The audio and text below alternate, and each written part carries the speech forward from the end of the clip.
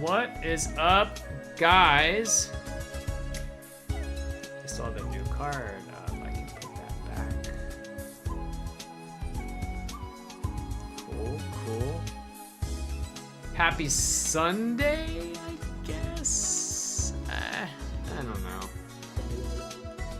It's better than Monday, so I'll take it. I'll take it. How you guys doing? Do a little Duelyst just for a few minutes while people get in, and then I will shift over to cryptocurrency discussion time.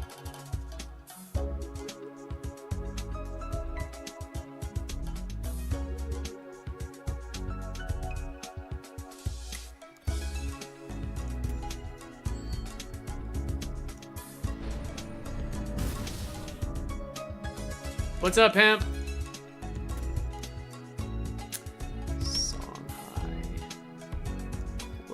What am I rocking here? Vet.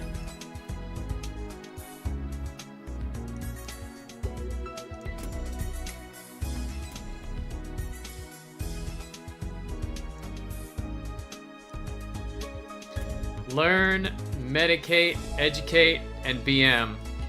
Nice.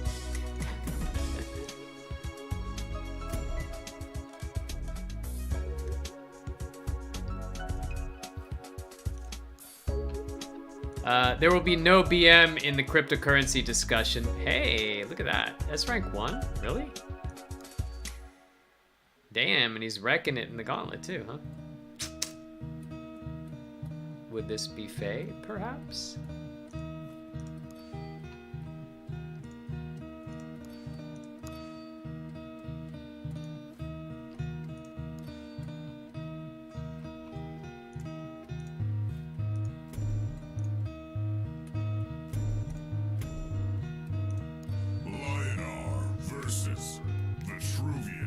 Little bit of Zaran.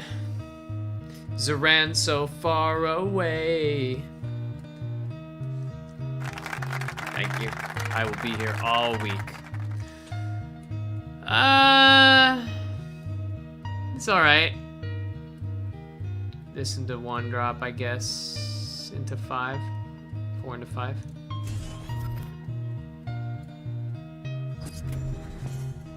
Probably get rid of that. The Lion. Carcinus. Ouch. That kind of sucks.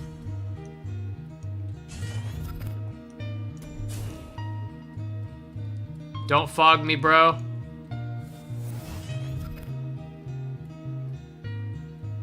Well, shit. I mean, I play and he just hits, and then plays a Silver Guard. But I think it's still correct.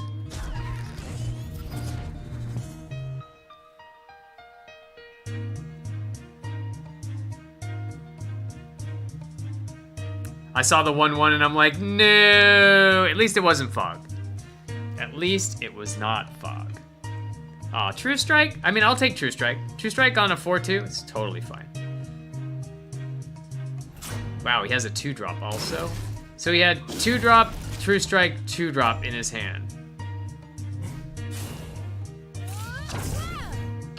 I guess I just killed that.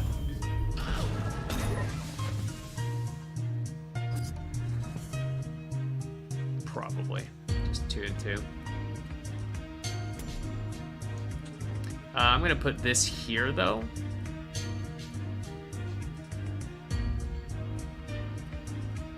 I think. He's probably gonna play something there that I need to deal with.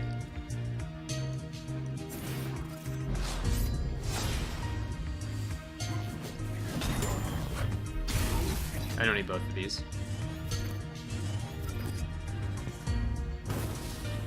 So he'll punch me, knock off a charge. I can challenge anything he plays here, so he might, yeah, he might just defense. He wants the 5 mana, that's for sure. So he's deciding, like, do I throw a puppy away to get a 5-drop down? If the 5-drop is good enough, he might do it. Because he has a minion he wants to play defensively because he considered running this back here. Yep. Okay, so he cares more about the defense. Windrunner, sure.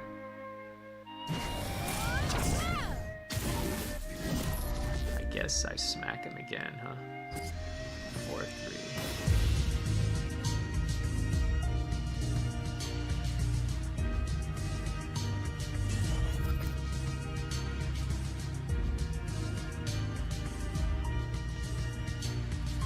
Like 5 and 2.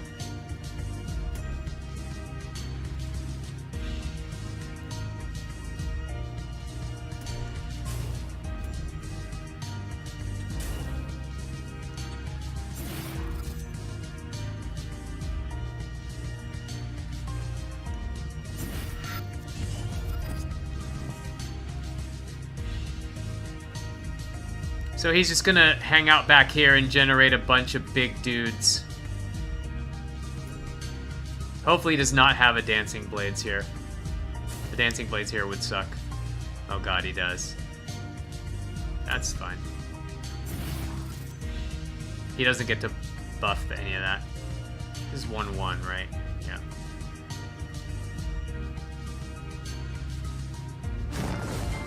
He's gonna run it back.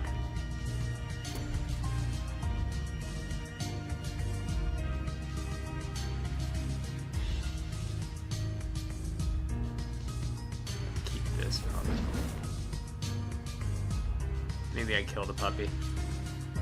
Or play this.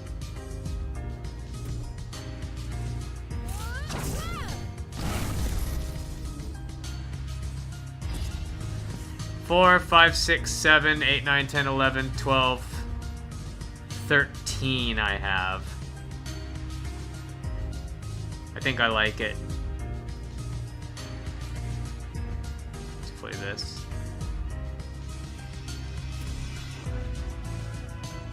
Yeah. I don't know about this. Probably. No, I'm just gonna drop this, right?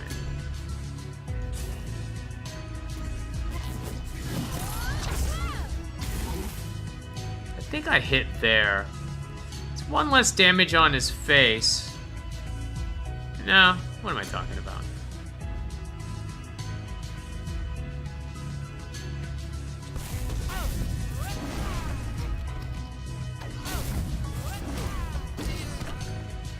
Probably want to play this here.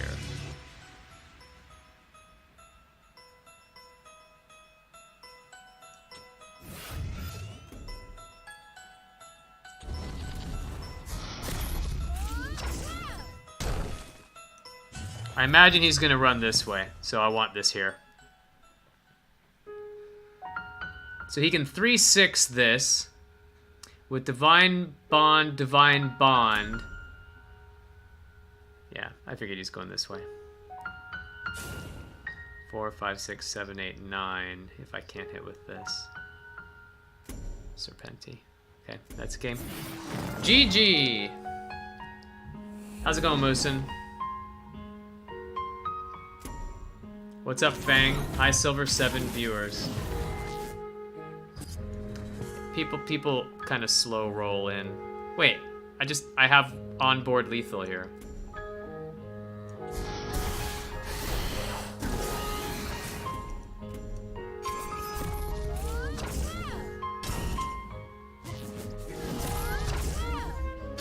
Why play cards if you don't have to play cards?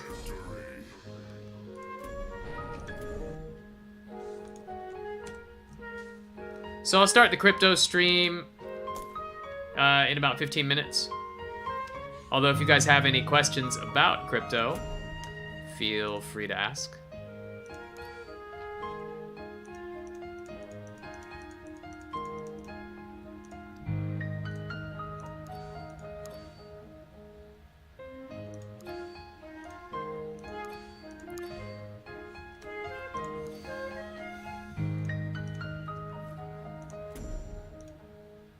What's a crypto stream? It's where I talk about cryptocurrencies once a week. Cryptocurrencies are things like Bitcoin, Ethereum, the blockchain, Staking, mining, proof of work, all of that good stuff. 5's better than 6 right now. Oh wow, no openers.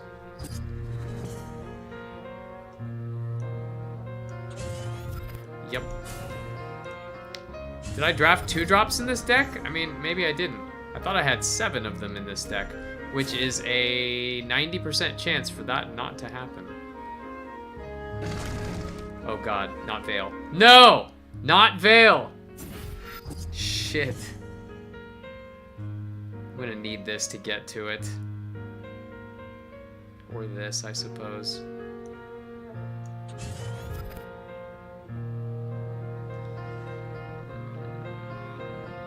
I could play this, but then he just hits and knocks it off.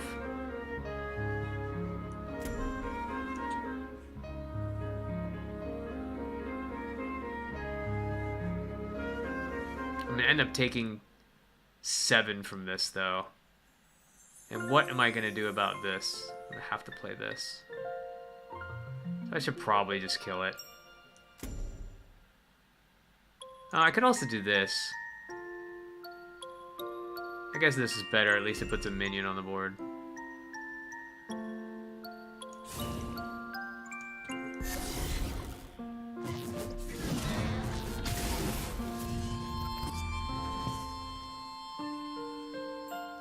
Staff is the perfect 2-drop. Intimidation on a stick.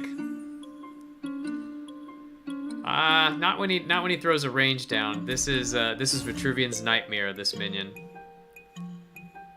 It's gonna take me 3 turns to get to it. Meanwhile, it's gonna chew up the board.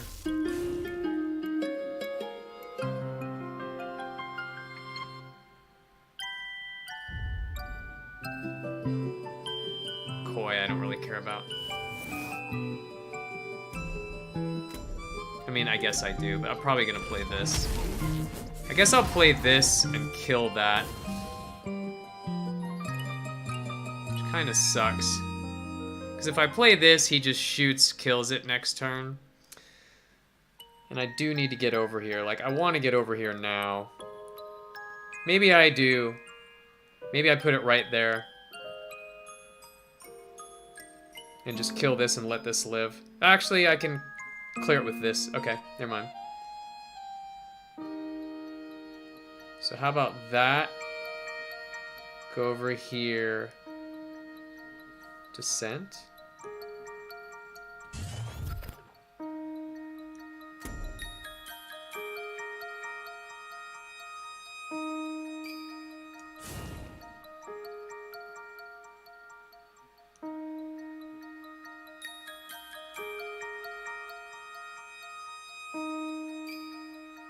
I kind of want this right here, though, honestly. God, this sucks. But let's do this.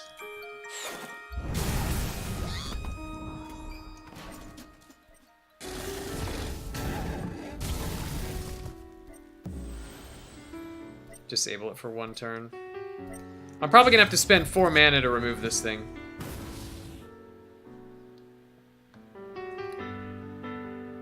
Probably gonna have to spend 4 mana to remove it. He does have 3 cards left. 4 to my 7, which is pretty good.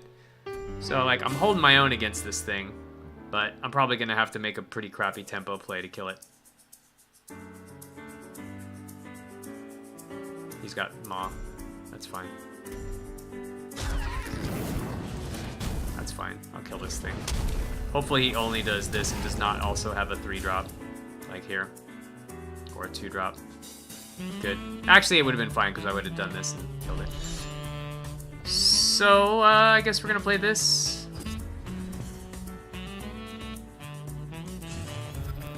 Or that.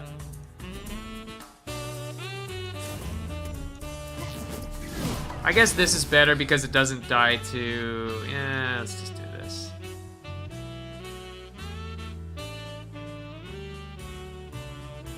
Does he have 6 mana? He does. He can Death Blighter. But then this dies too. So... guess I'd rather him Death Blighter here.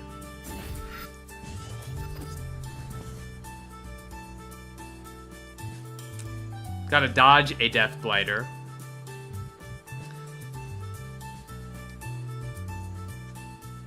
4-cost removal to take out a 2-drop, it's more likely than you think. Cascading Rebirth into a 3-drop, which hopefully will be Rage Binder. Okay, that's fine.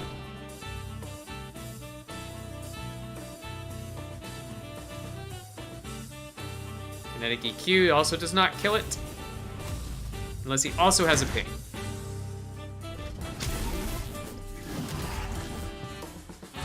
This should be a Myra or Storm Metal. I think I'll play Storm Metal first.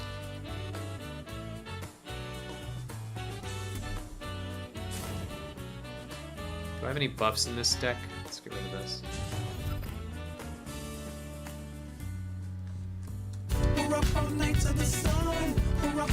One more time. One more.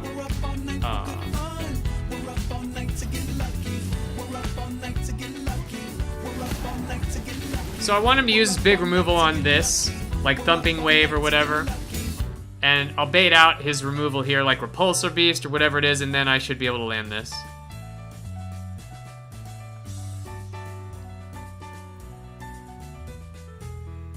Hey, it's the Blast Stick, just in time. It's true, I have 4 Blast in hand.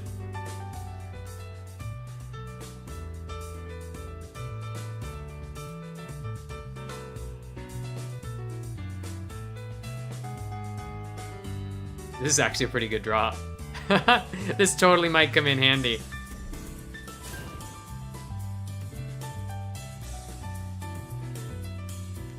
Ooh, Nature's Confidence. Alright, let's see what he gets. Oh, wow, he got Rebirth. Crap.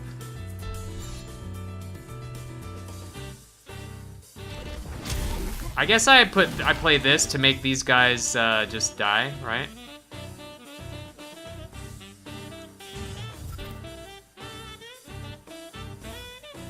Yeah. So let's shoot, what, this one probably?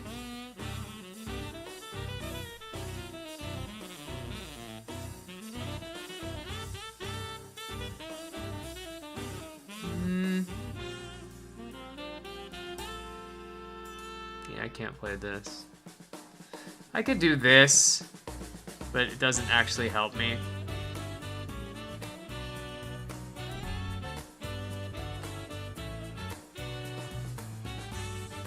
Actually, I think I want to kill this one, right?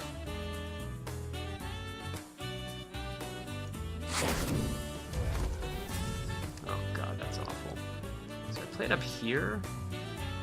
I think I do. I want these guys to hit. Finish him. I have lethal? Really? I don't see it, listen.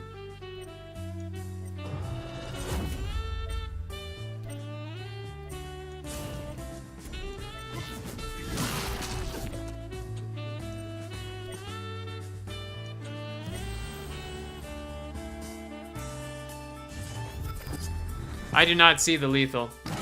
Oh, Gambler lethal, right.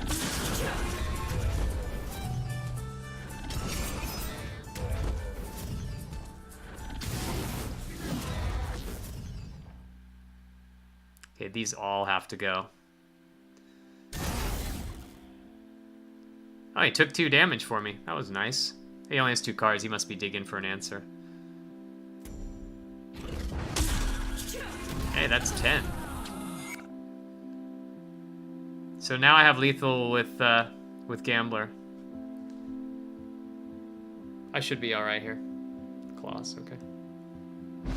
GG.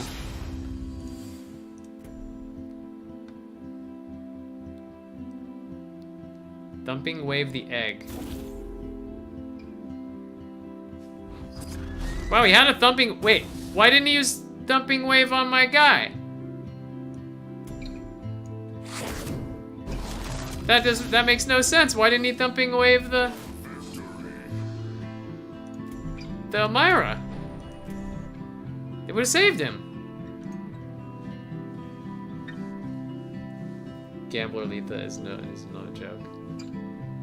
Alright, 5 minutes left. How many people we got here? 15?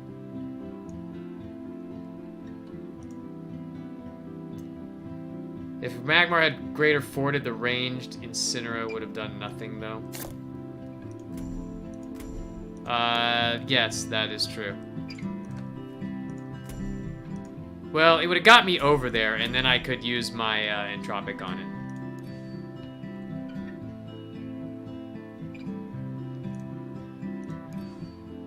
What is he playing in ranked? How did he get to S rank #1 and he's still not? That's so weird. All right, there's no way I'm missing a 2-drop here. Okay. So we'd probably lead out with this, then maybe follow with this. Let's get rid of that. I want the extra card. This is fine. I don't know. This is the weakest card in my hand, but if I get rid of this, I'm worried about not having a turn 2 play. Oh, there's a turn 2 play.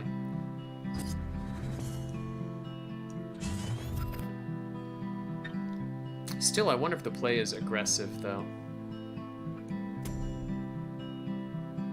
I guess because I have this, I don't need it. Yeah.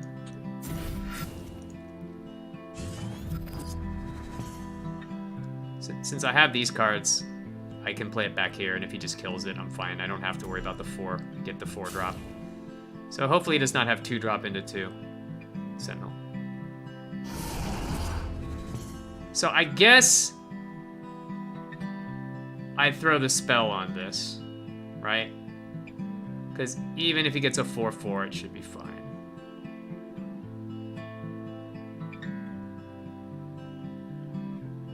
Yeah, I'm just gonna kill that. Hope he doesn't get the spell. Sweet.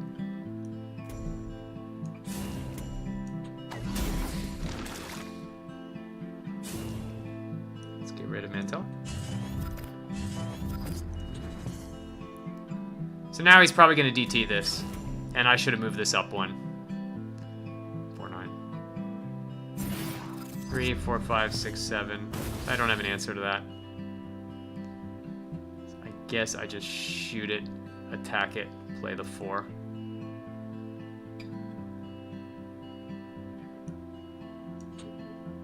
I don't think I need this.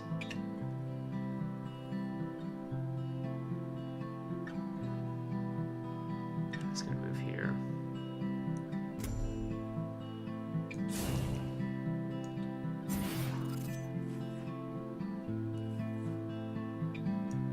Just deciding what to do with this minion here.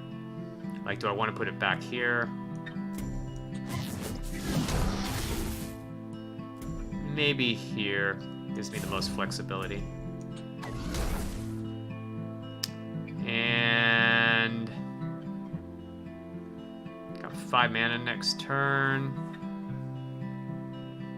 I don't think I'll be playing this. I might want that.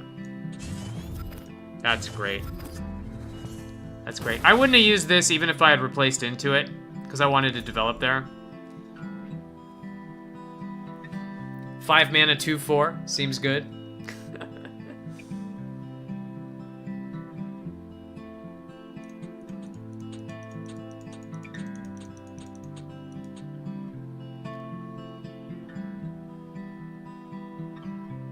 I need to get a kill on this to get value. Like, he's still got 5 cards to my, well, to my 7. 6 cards to my 7. So we're all right.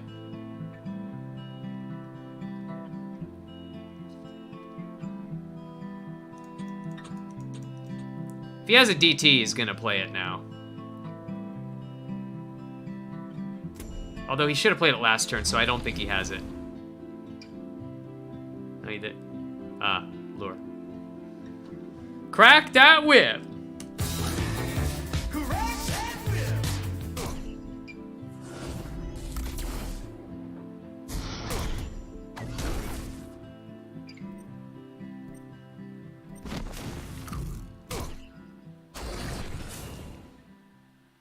I guess I just take the free kill here. Play the 4? This is better than this, right? He doesn't have this. I'm actually going to take the mana tile.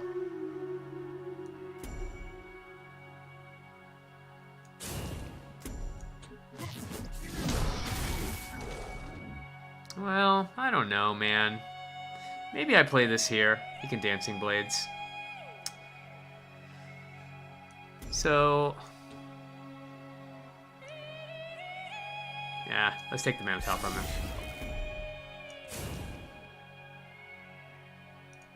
I like my hand.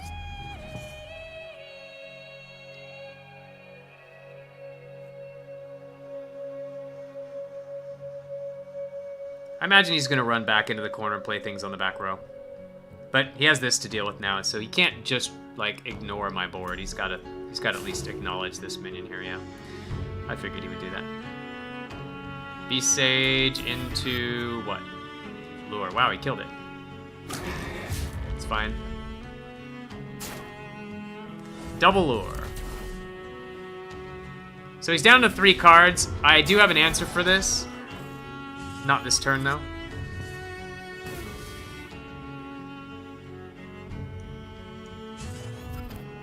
This or this. I'm not playing this.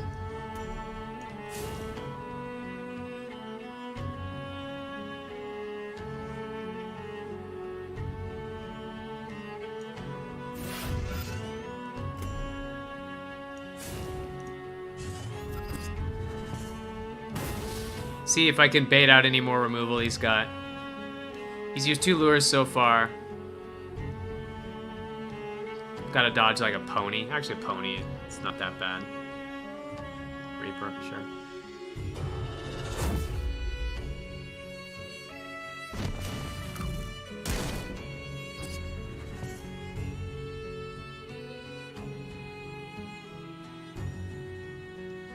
So I guess I play these. Right? Or maybe...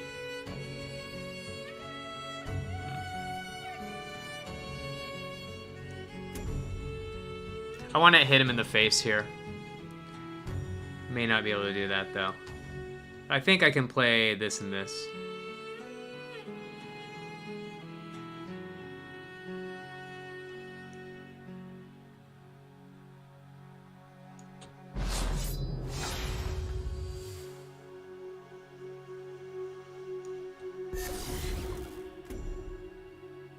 Since I have this, I don't want to get too far from this.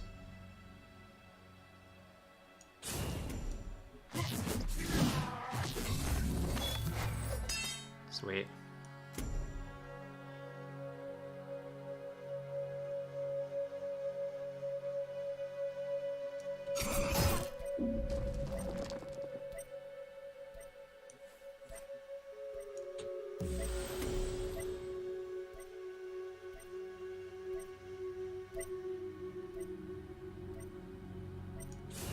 Okay.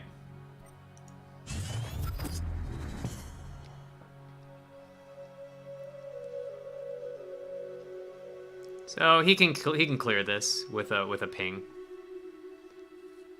Reaper gonna pull Aymara. Thank God it didn't.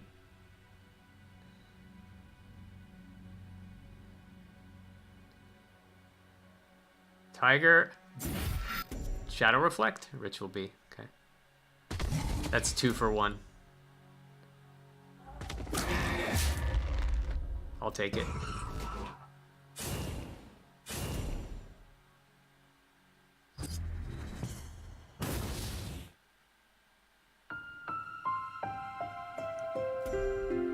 So let's see. Where do I want this? Probably here. Probably here.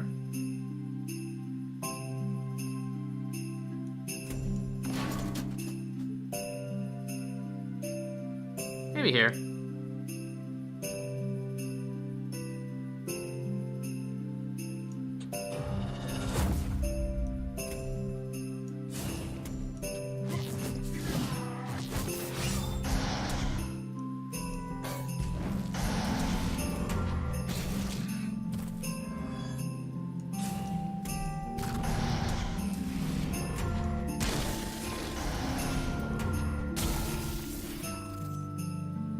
I think this is fine. He can clear my board now of these 2 minions for no damage. It's okay. Does he have another DT? In the face. It's fine. He's down to 2 cards. I'm just gonna keep hitting him for 2.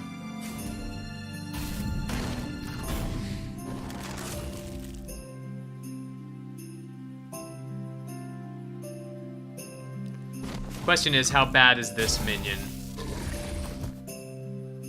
It's pretty bad.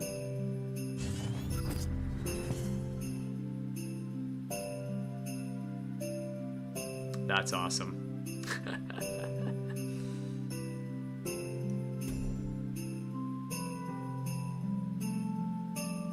Do I care about this? Yeah, I do. Although he kills it.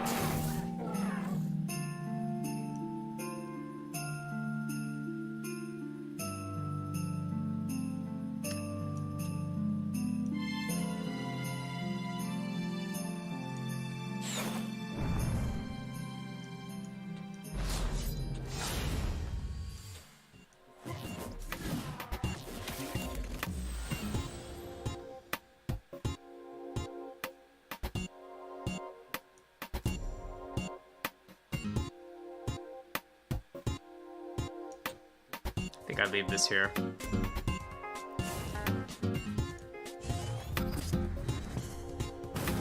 Two cards left, replaced one. There we go. I know, I haven't been able to cast this like the whole run. If Monolithic ever winds up mattering, I'll be shocked. I kept it the whole game. Well, sorry to have to pause this at 6-1. But let's talk about cryptocurrencies. Uh-oh. My stream says network error. Why does that? Is that Twitch? Reload the page. Let me type this in.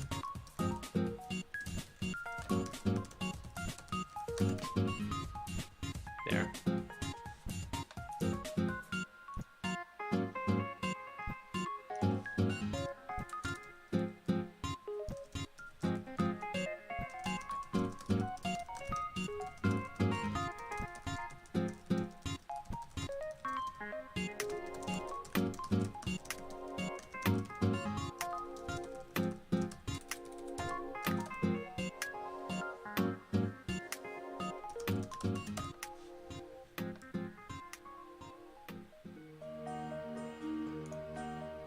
All right.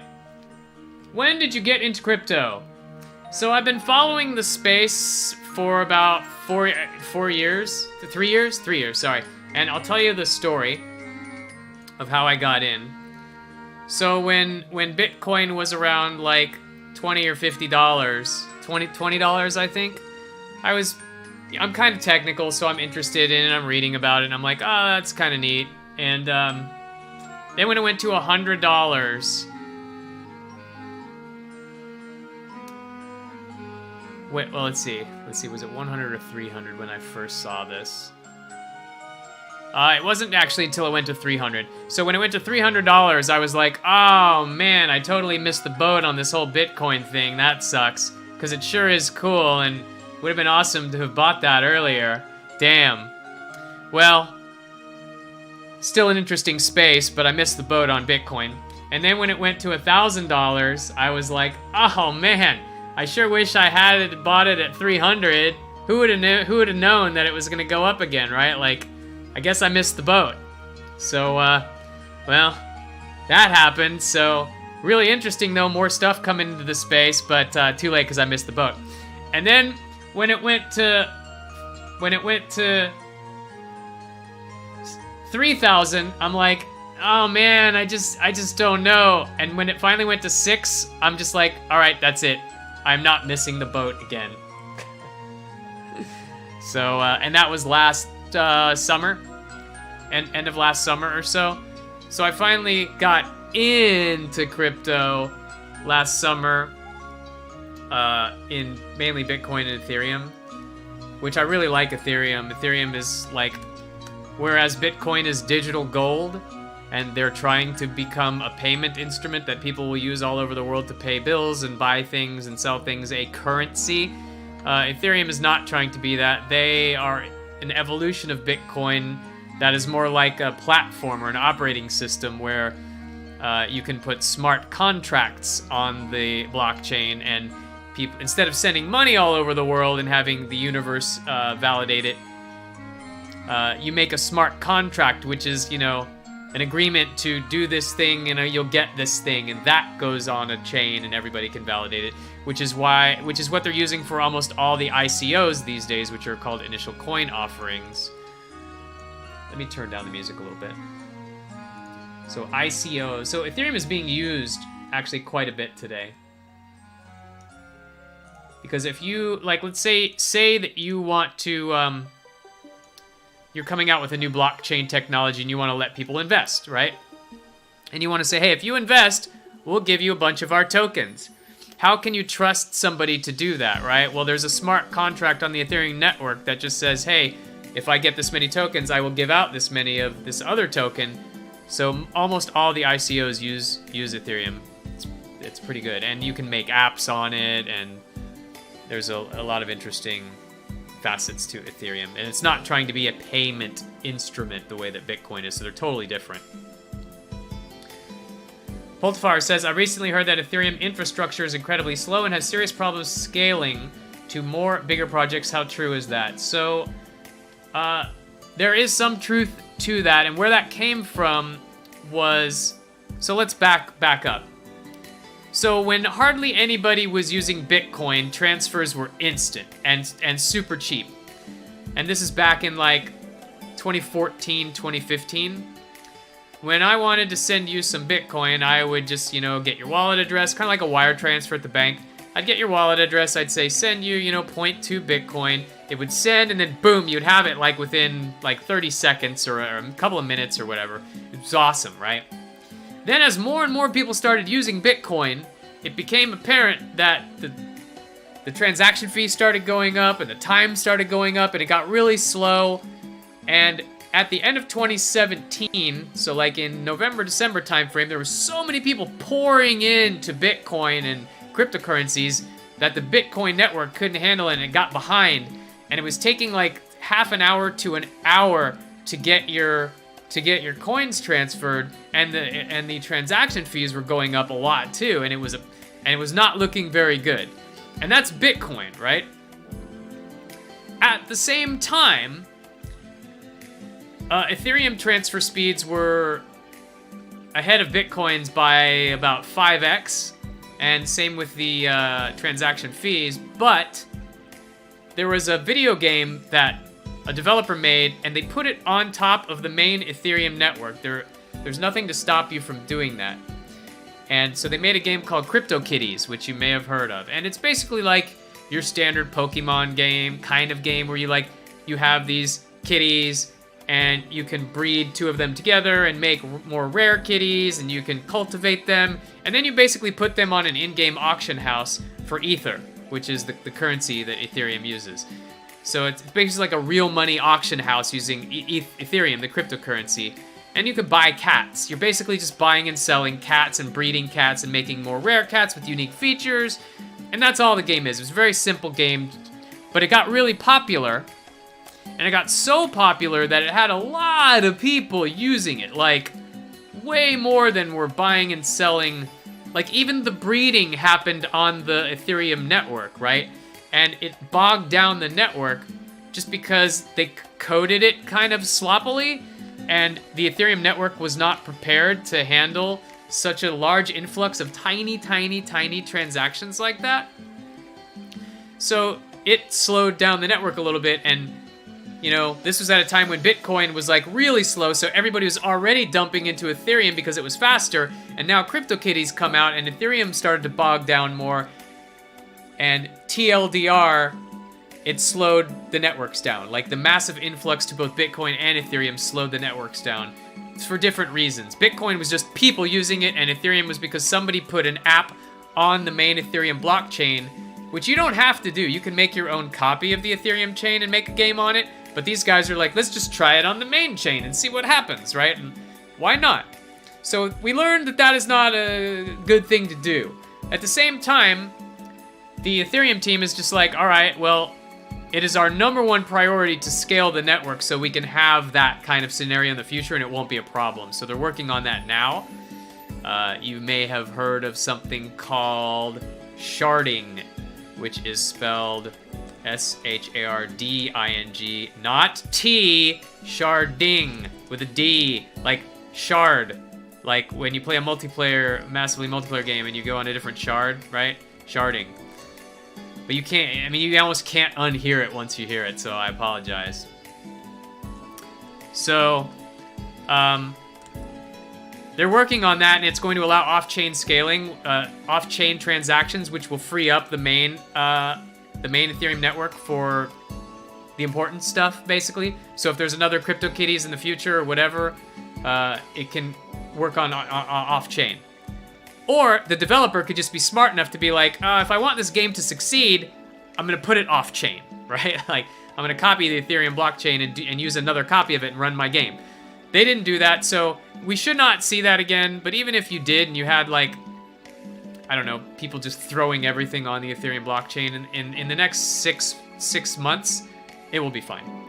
Similarly with Bitcoin, they're working on something called the Lightning Network, which is another way of making fast and scalable transactions that stay cheap. And when that's done, which will be in the next 6 months, you will not have the same problem with Bitcoin as millions of people influx into it. So, what's up, Blade Crustacean?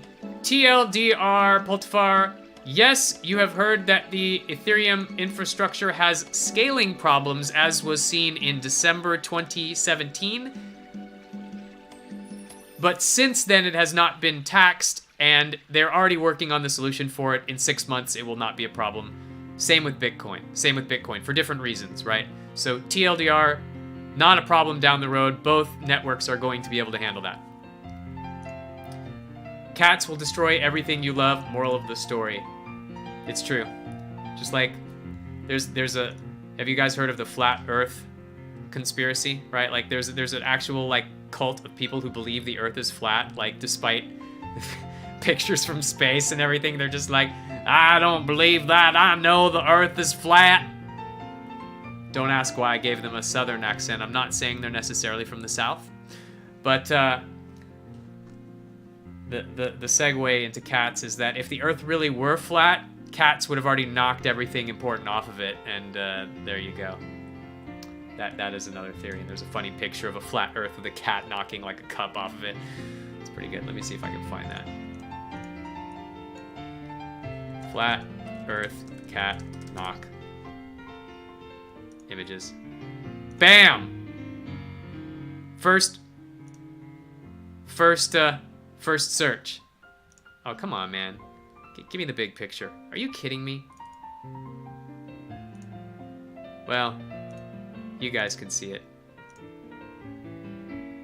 Here's a bigger one. Cats would have pushed everything off it by now. We've collectively made 16,000 and then lost 19,000 before you came in, Blade. What on earth did you do? Sharkding. Sharding sounds. Yeah. Managing scalability was a big part of the fork between Bitcoin and Bitcoin Cash. Yeah. Sort of, compiler. So here's the story behind Bitcoin Cash.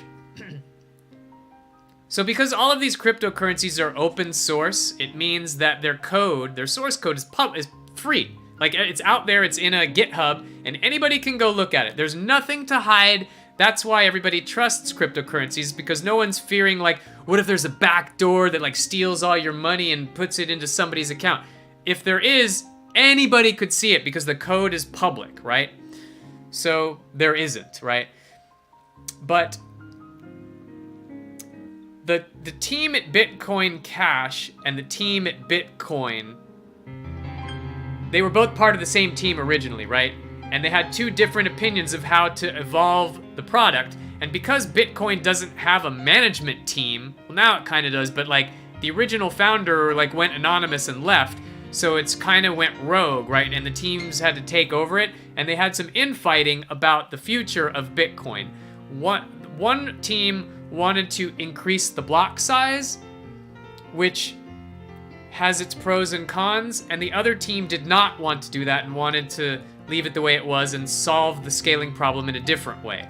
So they basically fought and they fought and they fought, and finally Team B went, you know what, F you guys, we're gonna go and do our idea, and we're going to take Bitcoin and copy it because it's free. You can do that. It's called forking it. So they're going to fork it. We're going to call it Bitcoin Cash. We're going to increase the block size so transactions will be instantly faster, but we won't have anybody using it. So we got to convince people to use it. And the Bitcoin team is like, it's fine. You guys go ahead and do that. We don't think it's a good idea because down the road, your solution is going to be very bad for different reasons. And I'm not going to get into the technicals of the reasons, but the original team felt like it was not a good long-term solution, whereas they're like, but it solves the problem now. And down the road, we'll fix the long-term problems before they are problems. And the Bitcoin team was like, nah, we don't like it. We're going to solve the problem in the right way. And they're like, screw you guys, we're making Bitcoin Cash. So they did. And the spokesperson for Bitcoin Cash is a guy named Roger Ver. And he is I'm usually not a biased person, and I try to present things objectively, but I'm gonna let a little bit of my bias out just to be totally transparent with you. The guy is a complete douche who runs Bitcoin Cash, and the reason I say that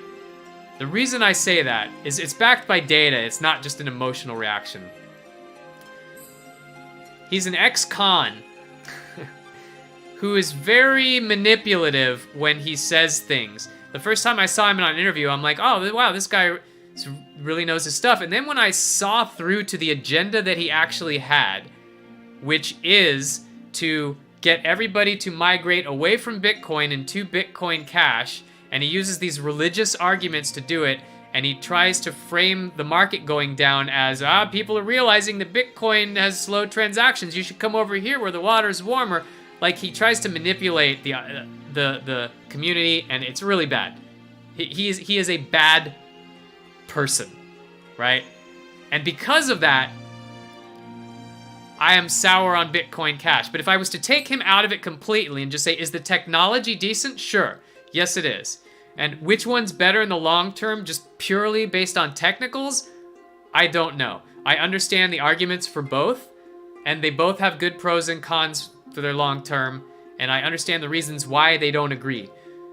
Bitcoin has infinite more adoption than Bitcoin Cash, and Bitcoin Cash is still struggling. It's like if you try to make a Facebook competitor and you said, look, the technology... Here's a perfect example. Have you guys seen Mixer? It's a Microsoft product. It is technically superior to Twitch. The lag time is better. It has more features than Twitch. It runs better, and there are a fraction of people using it just because it doesn't have the adoption that Twitch has, right? Twitch has that first mover advantage, and even though Mixer is a superior product, it's not used as much.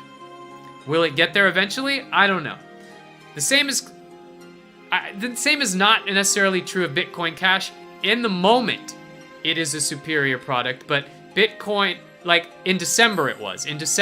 Now, Bitcoin is almost done with their Lightning Network, and once that's done, it's really going to be pretty much just as fast as Bitcoin Cash, and it will have everybody using it, so they're in trouble. Bitcoin Cash is in a lot of trouble.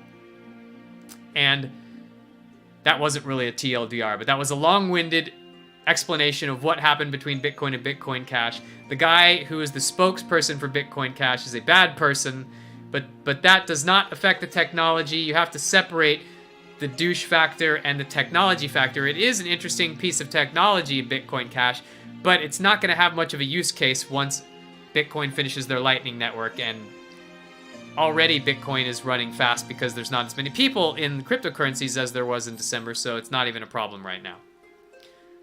So the use case for Bitcoin Cash is like 0 at the moment. What else, you guys asking? Do we have any idea whether the Lightning Network will actually work or function reliably? So it's in beta right now, and all signs are pointing to very good. So the Lightning Network in beta so far is very promising. It's doing what it says it would do, and transactions are getting fast and cheap, which is awesome. So is Ethereum's Casper update, which is the sharding and proof of stake. I think I told you guys about this last time. But there are two main ways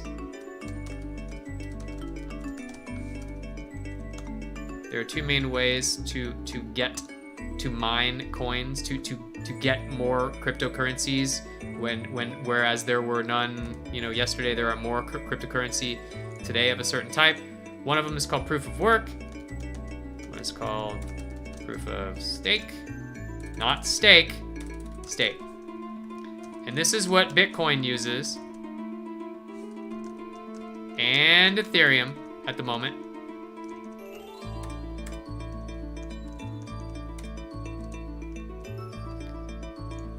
Sorry, let me lower the font size. And then there's proof of stake. And this basically just means to get more coins, you have to do something called mining. Uses lots of power, energy. Bad for the environment. Bad for the future. Then there's proof of stake, which does something called, I think they call it foraging. Well, they just call it staking. And staking uses 0 energy.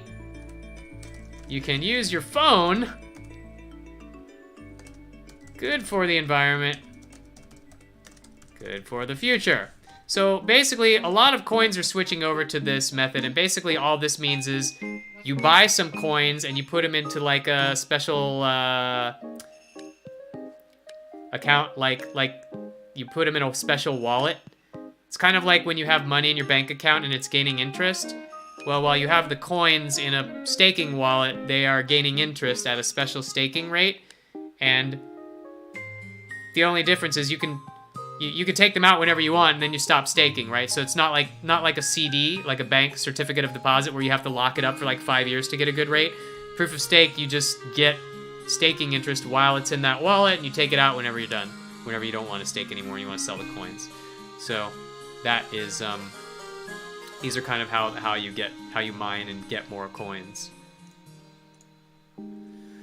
Let's see, what are you guys asking? What if it has major problems at launch? What would that mean? Well, I imagine, Blade, that if it has major problems, they're going to figure it out in beta, because they're going to have a long beta.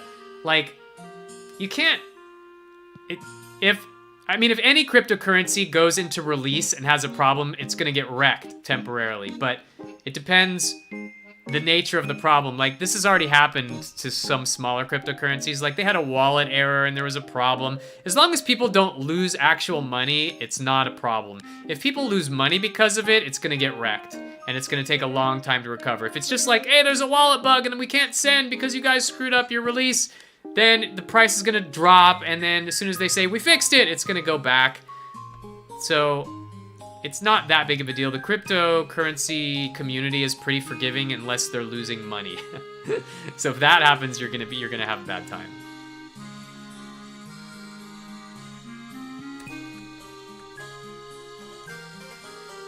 The southern accent.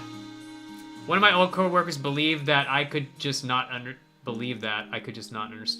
the logic behind it. Oh, the flat Earth. Grinch, this doesn't solve our lizard men ruling the world governments, though, Silver. Well, we need Magmar coin. Magmar coin is the solution to that, specifically. And I believe the ticker should be Mag. Probably. Or Liz.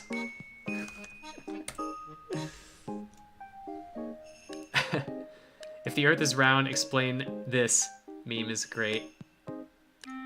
I have not actually seen that meme, Phase-a-Not, but that sounds pretty awesome. We have hemp here to mediate between the lizard governments. Bitcoin Cash, more like Bitcoin Cult. It really is. And it makes me sad. It really makes me sad. I wanted to like Bitcoin Cash when it first came out because it promoted competition within the crypto space. Very close competition between two, good teams. But then that one guy, Roger Ver, became the spokesperson and started, Scientology-ing the hell out of it. And it was just oh my god, dude. And, if you've seen videos with him, there are people that he gets into debates with, right? And they're supposed to be good and fair debates, but then one guy called it B-Cash instead of Bitcoin Cash. And he got so offended that like tears started coming down his face and he raged. And there you can find these videos on YouTube. Search Roger Ver Bcash rage. And he gets so mad and he demands an apology. Don't call it Bcash, it's Bitcoin Cash. Because if you call it Bcash, right, it's further away from Bitcoin and it's just some other coin. And his goal, which he's, you know, kind of hiding between the cards up to his chest, is that he wants it to take over Bitcoin, and he can't really do that if it's Bcash and not Bitcoin Cash. So like, it's just awful, man. It's just a horrible, horrible thing to happen. Ugh. So, whatever. Good evening, what is this? This is Saturday Night Crypto on Sunday. Normally I run this on Saturday, but I did a Duelyst card reveal yesterday. So tonight is Saturday Night Crypto, where you can ask me anything about crypto, being cryptocurrencies like Bitcoin, Ethereum. Ask me anything you want, from a beginner question all the way down to a very advanced question, where we will talk about charts as soon as I get through the questions here. Oh, the stream is listed as playing Duelyst. Yeah, let me change that actually.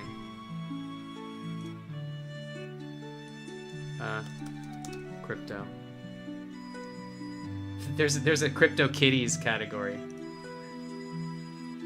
Alright, I just changed it to crypto. People are streaming Crypto Kitties, really.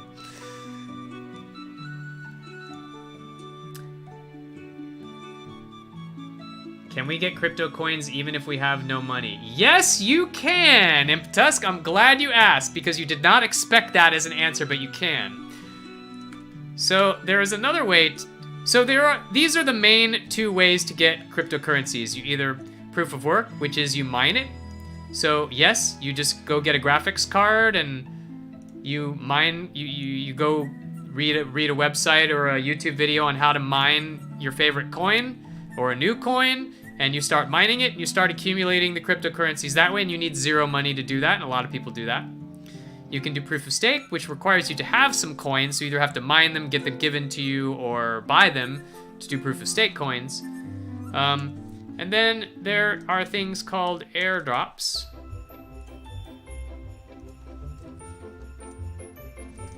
Airdrops, where they basically, it means you can put it anywhere on the board.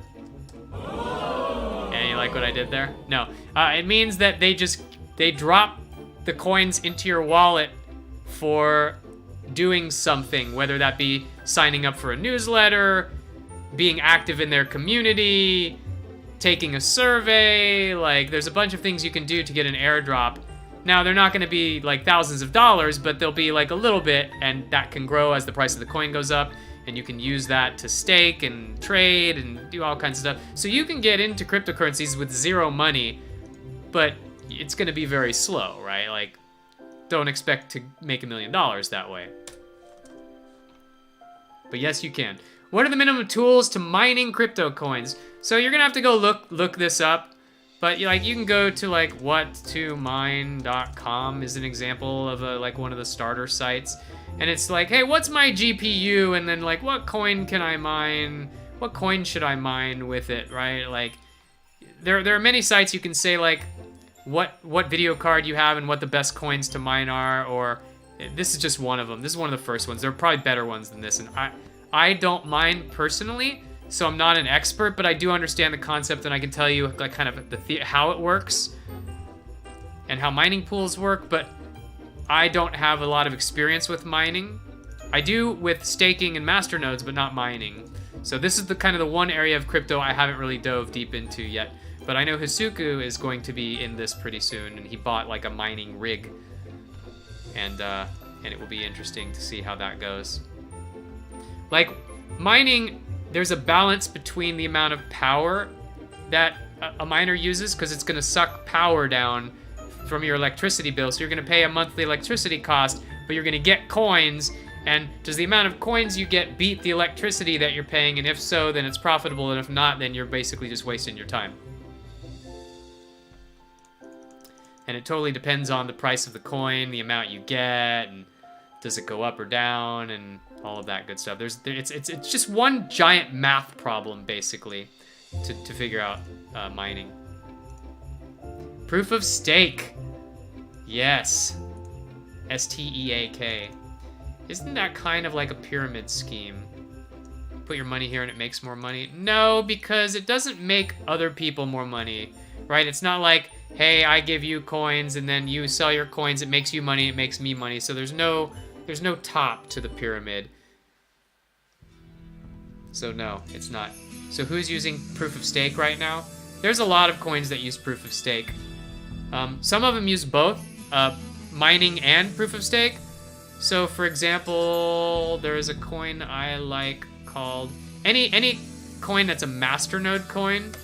So like Dash is one of the first ones, and Pivx and Alco, and any Dash derivative. There's a whole bunch of them that where you see the term masternodes. So basically, a masternode is just like a hyperstaking scenario where you basically run a server either on your home computer or up in the cloud, and the server does a lot of work, right? Rather than like just having a wallet and staking. When you just stake, you just have a wallet. Like you download the wallet for that coin, you keep your coins in it, and you send them. But while the wallet is running, that wallet application does a little bit of work on the blockchain for that coin, and for that you get staking rewards. A masternode is basically like a big thing, which is why you need a server for it. It takes more CPU. Not like energy. It just does more things. It's like a beefier program, so it's doing more things, and because of that, it also needs a static IP.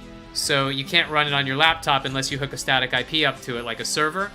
It's a server, basically. So you have to run a server for this, and you get more rewards. But they're basically staking rewards. So you get more coins for running a masternode. I'm running about 4 masternodes right now for different coins.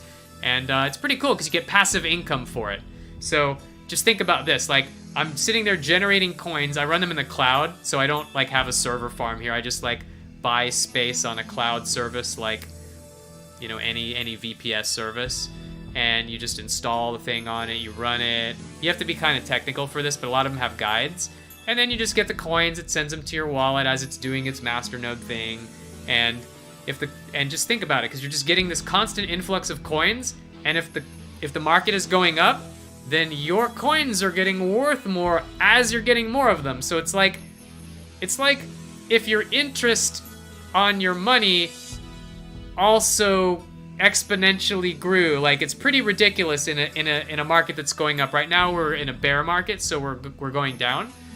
But a lot of folks believe we are right near the end of that bear market, ready to go bull again for another run like we had the last couple of months of 2017, which you can see on the charts as well.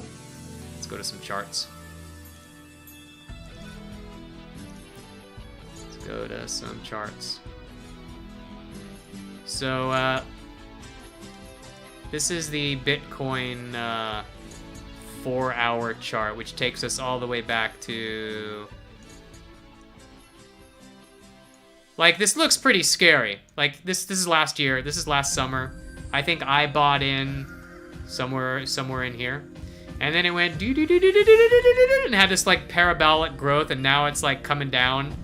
And it's like down like 60% of the way that it grew, which is pretty normal, right? Like, if you look at stock markets, right, when you see this, it does that, and then it does this, and then it does that, and then it does that a lot, right? And sometimes it can come like all the way back down, and it's just a market cycle. Like, there's a gain, then a correction, then a gain, then a correction. That's just how market cycles work. So a lot of folks believe, like, you can see that we were in this, massive upward channel here, right, for a long time. And then come January, we hit the peak, and it's been down ever since. We're just starting to break out of this now. And a lot of people, now we're kind of on the other side of this, almost. We're still jumping in and out of this channel, but a lot of people believe that the correction is almost over. It could go down a little more, but we're, you know, nobody knows exactly where the bottom is, but it's somewhere in here. Like, we're closer to the bottom than we are to the top, I can tell you that. And then, you know, and then then what usually happens is people accumulate as it just kind of goes sideways, and then whoop, it's not gonna go bam overnight. I can tell you that. But what's gonna happen is it's gonna start going sideways. People are gonna start buying. People will feel like the waters are safe again. There won't be any bad news about countries banning cryptocurrencies. There will be more regulation. It'll become safer, and then we'll get the, you know, going back up again.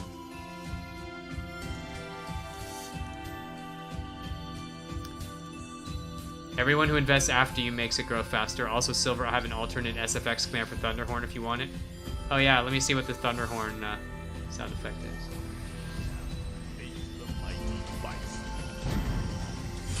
And Bison. Face the mighty bison. Face the mighty Bison for Thunderhorn? Really? I mean, I love me some Bison, because Bison's kind of a bull. Is that where it's a little leap of logic, but it's not bad. Limestone asks, sorry I'm catching up on chat here. Will Hamilcoin finally make Aaron Burr pay? Ha! Well said. I just watched Hamilton in Seattle earlier this week, and it was pretty awesome. As for crypto wallets, what are some of the safest options? It kind of depends, Limestone. So there's one called My Ether Wallet for Ethereum or any Ethereum-based coins. This one's actually kind of complicated because there's also My Crypto, which looks exactly like this because the team split. The team who worked on My Ether Wallet had a disagreement, and most of them now work on My Crypto. It's the same thing. So I've been using My Crypto, but you can use My Ether Wallet. Now this is what's called a paper wallet. So let me tell you something about how wallets work. A lot of people say, hey, I got a hardware wallet. I got this USB stick. And a lot of people think that the coins are actually stored on the hardware device, and they're not.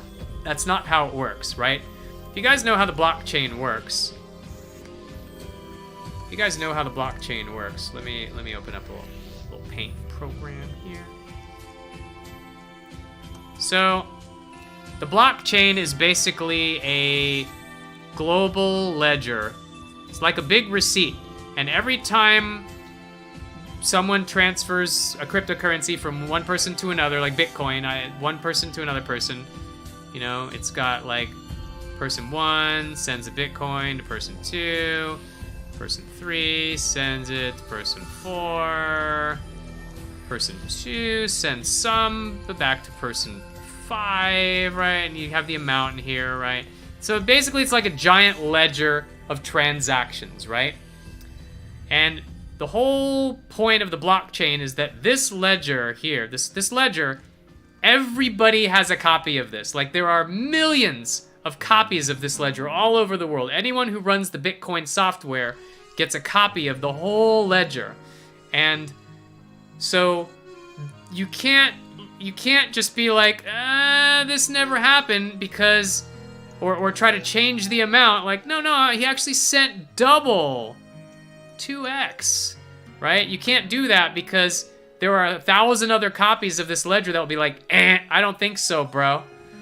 So there's no single point of failure. So that's the whole point of the blockchain. So when I say you have blockchain, it just means that you, in this case, are person 2, and you have a wallet ID. Oh my god. I can't, my handwriting's terrible. So you have your wallet ID, right? Which is basically like your routing number. So it's like wallet ID, you know, like if for Ethereum it's like 0x, FABO, some long string of digits and numbers. which is basically like your bank account number. Think of it like your bank account and routing number built into one. Okay? So everybody in the world knows that this wallet here has, however much coin in it, right? And everybody can see that. And in fact, you can just go look. You can go look at any, let's say, Ether Block Explorer. So like for Ethereum, here is a wallet. Just a random wallet. They're public, right? So here's a wallet, and it has 0.03 Ether, which is worth about $17. This guy right here has $17 in his wallet, and I can see it.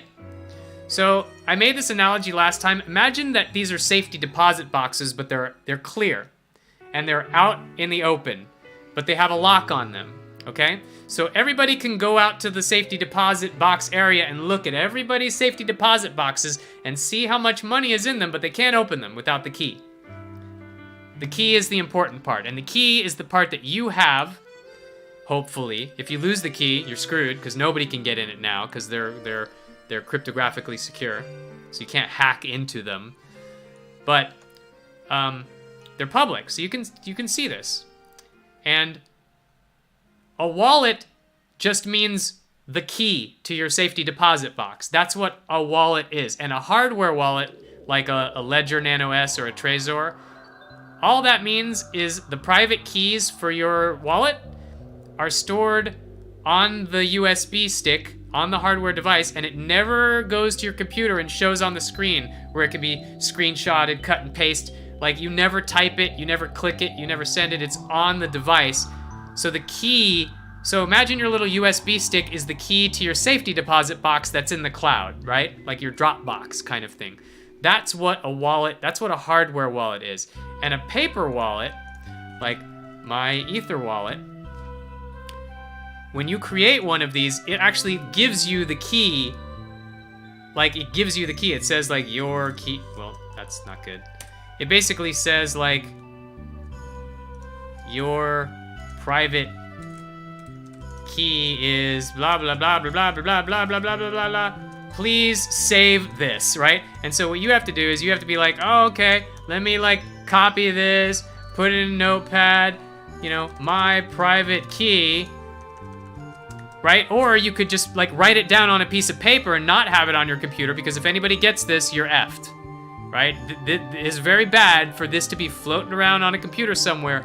You want to have like 10 paper copies of this, probably one in your safety deposit box, right? And the benefit of having a hardware wallet, like a Trezor or a Ledger, is that the key, the secret key, is on that device. It never comes off of that device. It sends it, but nobody ever sees it on a screen. You can capture it or anything. That's why those wallets are good. So hopefully that explains that. Limestone, if you want to know which wallet I use the Ledger Nano S. And you want to go to the official website, which is ledgerwallet.com.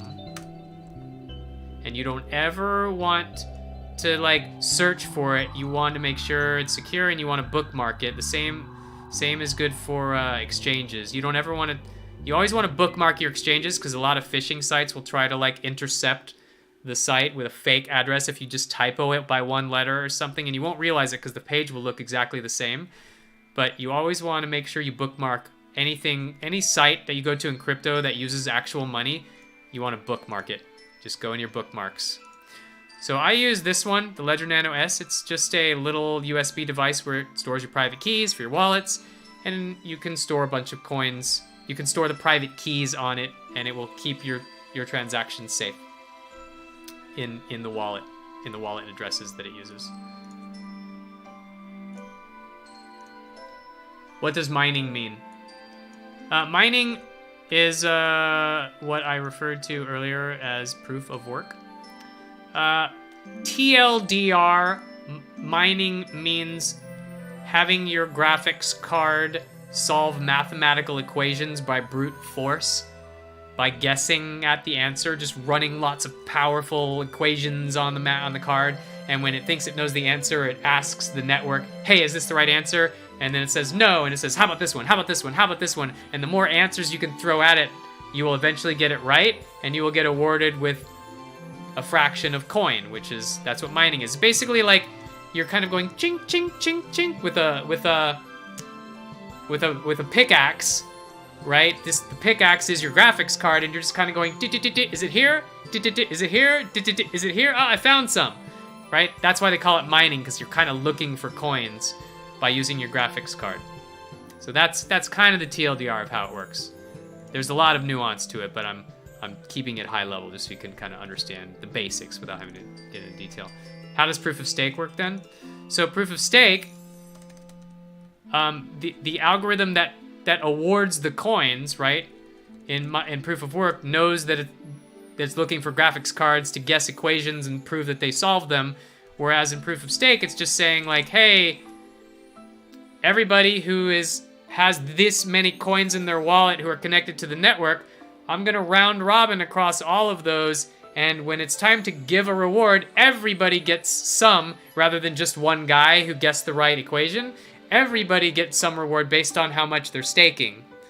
So the people with the most coins the rich get richer, but that's fine because you're trying to build a trusted network of people who have a lot of coins, and they'll be incentivized to keep the coins rather than sell them if they're getting more rewards, and it's good because they become the governing bodies of the cryptocurrency, and when there is a decision to make, the people with the most coins become the board of directors, if you will, to help make, shareholders kind of, right? Like they get to make decisions about the coin collaboratively with the dev team and things like that. Hopefully that explains it. If I didn't, just ask another specific question. PMAC Duelyst, I'm trying to understand mining. Does only one miner get the reward for each block? Yes. If so, is it a combination of random chance and processing power? Yes. Yes, exactly. And people with the higher processing power that can throw more equations at the system are going to have a higher chance of being the one to get the reward. And, so yeah, that's basically how it works. There's only one reward given when you're mining. But there are a lot of them, right? I mean, it's not just like one reward and then like an hour late. Like, there's one reward and it gets sent. But in addition to the mining reward, you also get a transaction fee, because what you're doing when you're mining, in addition to solving problems, you're also validating transactions on the network. Like, what's the point? What's the point of everybody having a copy of this global ledger if nobody's going to use it? The point is that people are validating these and saying, yep, this guy said to this guy, yep, I agree. And another guy says, yep, I agree. And another guy says, yep, I agree. And when there's enough confirmations, then it's, so let it be written, so let it be done kind of thing. Like, once there are enough confirmation. So you're not, like, the people who are doing the mining are kind of doing two things. They're trying to get more coins through these equations. They're validating transactions on the network for other people like you and me who send coins to each other, right? So it's proving that it actually happened. And for doing that, there's a transaction fee, right? Like when I send, a Bitcoin to another person, I pay a transaction fee, and the people who validate that get a portion of that fee. So they want to do that. They're like, yeah, I will validate that for you. Thank you for the fee, my commission. Sweet. Even if I don't get the mining block, I still get transaction fees because I'm validating transactions for everybody. Right? Does that make sense? I'm kind of interested in POS, but want to understand it further. Any recommendation websites to where... I guess you could just search for it. Proof of stake, and then staking. Make sure you just search for these keywords. Right? You can also just search for like, what is staking, cryptocurrencies, crypto, like just do some searches and you should be able to find some good things. And if you have specific questions, just ask me and I can probably answer them for you. The wallet appreciates coins, and coins can only be exchanged through conversion into bit or ETH at the moment, right? Nah, okay. Now we're getting into this question here, which is, where can I get, coin, whatever, XXX, whatever, triple X, ROE, PIV, whatever the coin is, right? So, oh my god. Okay. So I told you that kind of like level 1 crypto is at least in the United States at the moment is Coinbase, right? And I might hold on. Let me make sure I'm not logged into my account. Actually, it's fine. There's nothing in it, but I just want to make sure like I don't have any personal information showing. Let me sign out.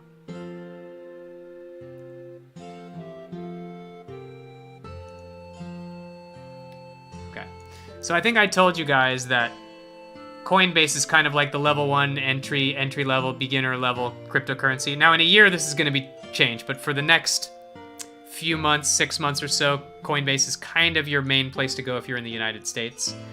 And they have 4 cryptocurrencies for sale. You can get Bitcoin, you can get Bitcoin Cash, or Bcash. Shots fired. You can get Ethereum, you can get Ether, and you can get Litecoin. And if you want any of the other coins, like you've read about some cool technology, like say you've read about one called Dragon Chain. So the website is CoinMarketCap, and this has all of the cryptocurrencies. Well, there's a lot that aren't on here, but all the ones that have any amount of awareness in the community are here. There's still a bunch that are not on here yet that are trying to get, but this is kind of the best way to find cryptocurrencies. Like if you find one that's not on here, it's way too off the beaten path for you. I actually have some that are not on here, but I'm way off the beaten path, and I would not recommend this for anybody. It's like a level 7, level 8 cryptocurrency kind of situation, but don't worry about that. So you like see all these on here, you're like, dude, Tron, that sounds cool. VeChain, where do I get these coins? Where do I get these coins, right? Where's Dragon? Dragon Chain, where do I get this? It's worth $178 billion market cap. That sounds pretty cool. And dragons, who doesn't like dragons? 74 cents per coin. Oh God! This coin has taken such a beating, man. Look what it was worth like just in January. In January, just a couple months ago, this coin was worth, we're looking at the green line here. Look at the USD value of this coin. It was up here. $5. It was worth $5 at its all-time high, and now it's 74 cents. Oh, Jesus. I have some of this coin, by the way. I'm just holding on to it because it's solid. Anyways, you're like, how do I get me some of that business? Well, unfortunately, there is no Coinbase for those little coins, which are called altcoins. Altcoins. Gotta do something about this font. Altcoins, which means alternate coins, which means not Bitcoin, which sounds really stupid, really. Anything that's not Bitcoin is an altcoin. But yeah, it is. Since Bitcoin was the first cryptocurrency here, any coin that's not Bitcoin was called an altcoin. And so, in fact, Bitcoin Cash, Ethereum, and Litecoin are technically altcoins, but generally, when most people refer to an altcoin, they mean anything that's not in the top 5 market cap. So anything that's not these. Ripple is actually an altcoin, but still, mainly when you hear people say alts or altcoins, they're referring to ones that aren't these, but technically these are still altcoins, even 2 through 4. 2 through 5 are also altcoins. So where do you get them? If you can't buy them with cash, you have to go to a exchange that will trade them, and the biggest one is called Binance. And when you go to Binance, you can see what coins they have. So I will go to the exchange here. So if you look over here, they have BTC coins, they have ETH coins. These are the coins that you can use as your cash, right? Whereas Coinbase uses US dollars, so you trade US dollars for these, or you can trade them for each other too, but mainly you trade US dollars for these. On Binance, you trade these coins for all of these, right? So you can trade Bitcoin for these, you can trade Ethereum for these, you can trade BNB, which is the Binance coin, like it's their own private coin, and you can trade USDT, which is kind of like US dollar. Like it's supposed to be US dollars, but in cryptocurrency form. So it's not really US dollars, but it retains the rough amount of value as US dollars. So if you want to see what Bitcoin is worth in US dollars, it's worth 8,278. And if we look at our chart, how close is that? 8,300. So it's pretty close, right? It's pretty close to actual US dollar value. And they try to keep USDT, which is called Tether. They try to keep that. Where the hell did my... Okay. So they try to keep that close. Anyways, so TLDR, if you want to buy one of these coins, you buy Bitcoin or Ethereum, you send it over to Binance or another exchange, and you trade one coin for the other. And let me put a link. But trading for altcoins is like a level 3 cryptocurrency experience, whereas I should make this into a document. So it's like level 1 equals Coinbase, buy BTC with USD, BTC or Ethereum with US dollars. That's level 1. Okay. So level 2 equals GDAX, which is basically limit orders. So that's where that is, I'll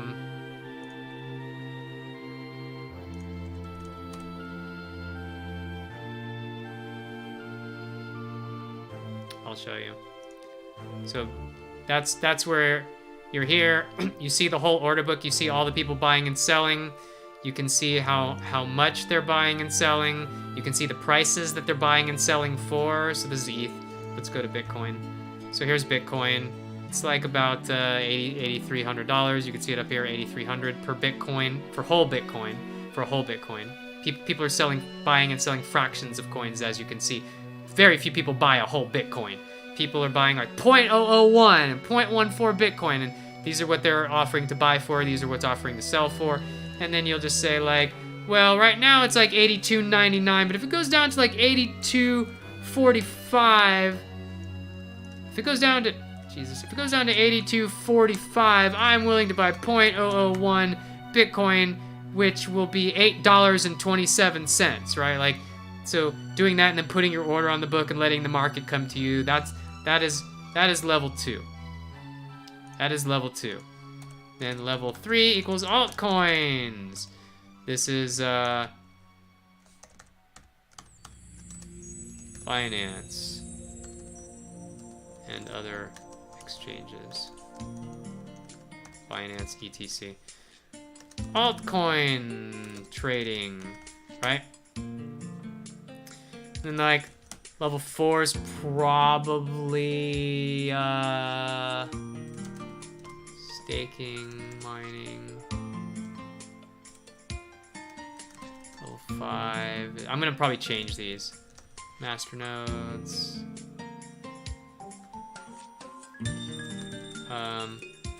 Actually, let's do level 4 equals. Let's do this. Level 5 equals margin trading. BitMEX. You can't use that from the US. Poloniex, Finex. Margin trading. Level 6 is probably masternodes. I'll add to this list. This is good. I'm gonna publish this eventually. I've been neglecting chat though, so let me catch up. Any bad things about proof of stake though? Some people believe that if you're not putting your computer to work for problems, that not really. Not really. I mean, of course everybody has their own opinions, but the majority of folks believe that proof of stake and evolved proof of stake algorithms is just better for the whole cryptocurrency universe as a whole. There are a few purists that feel like if you're not putting your graphics card to work, it ain't a cryptocurrency if you're not using your GPU. Woohoo! But I don't know, man. I don't buy into that personally. If the stock markets lose 60% of their value in a few months, that would basically spell the end of modern civilization. Yeah, I mean, the cryptocurrency market is actually relatively tiny. Even all of it. Even all of it. Like, let's go to the whole market cap of all of crypto. This is a total market cap. This is all of crypto. 300, so this is $300 billion in crypto. And that's all of them. All the coins. That's nothing, man. That is nothing. There is so much more money that can come into cryptocurrencies before it becomes a real deal.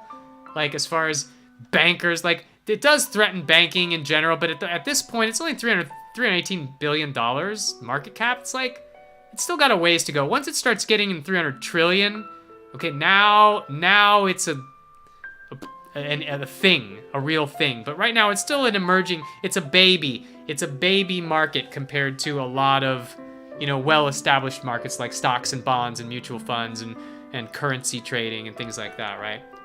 So it's still got a long way to grow, which is another reason why people are like, dude, if Bitcoin is like 8,000 today, it was 20,000 in December, and the market cap is so small relative to all the other investment vehicles out there, what does that mean if it does reach, you know, $3 trillion market cap? What is that going to mean? Holy shit, what will the price of Bitcoin be then?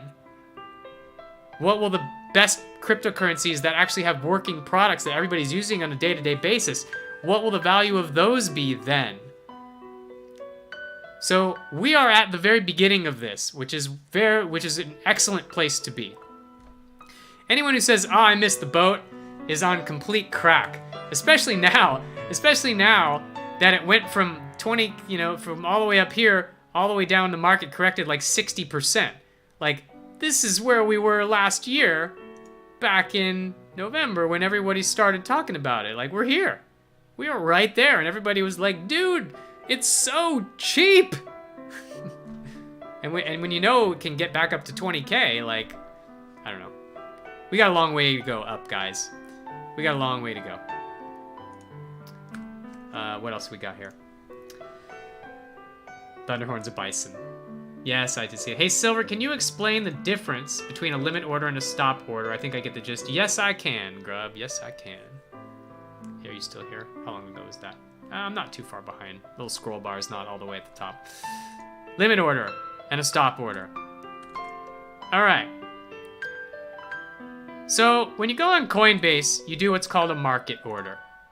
Market, limit, stop, market. So when you buy on Coinbase, you do a market order. You just say, hey, I want to buy, you know, I want to buy 0.001 Bitcoin at whatever the price is right now. So you just type in the amount of Bitcoin you want, or you type in the amount of US dollars you want to pay. I want to spend $22.50. How many Bitcoin does that buy me? And they'll tell you that's gonna give you, you know, 0.0002319, whatever, Bitcoin. And you'll be like, okay. So you type in one number, whether it's how much cash you want to spend or how much BTC, and then you click a big button that says buy, right? And when you click that button, you're doing a market order, which means that you are buying at whatever the market price is. And how do you know what the market price is? Well, they tell you, but how do they calculate it? They calculate it by using these books right here. These are all the people selling and all the people buying, okay? These are the people that want to sell it. Right now, the Bitcoin is, the market price is, look over here, 8306.31. These people want to sell for 0.32. These people want to buy for 0.31. Usually this is one lower, but it's kind of moving. So, like, these people want to sell for above the current market rate, and these people want to buy for below the market rate. But there are a lot of people who are just like, just give me it at the market. I want to buy it at the market. I want to sell at the market. I don't want to sit there and wait for it, right? And a lot of people will do that, and that's what sites like these are for. Or a market buy. You just, one number to type in. I want to spend $25, and I will get that much Bitcoin. I want to spend $400, I want to get that much Bitcoin. I want to spend $10,000, I will get that much Bitcoin, right? One number, press button, and you will get it at the market rate, which when it's going wildly, like it can fluctuate a few dollars here and there, but mainly you press it and you get it for the price that you see over here, which is like right in the middle of these numbers, okay? That's a market buy. A limit means you say, hey, if you're buying a limit, that means I want it to come down to me, the price come down to me, and if it reaches my limit, I will buy it. So right now it's 8,306, so I'm gonna go, I think it's gonna come down to 7,000. And if it comes down to 7,000, then I am willing to spend $25, and I will get, whoops, sorry.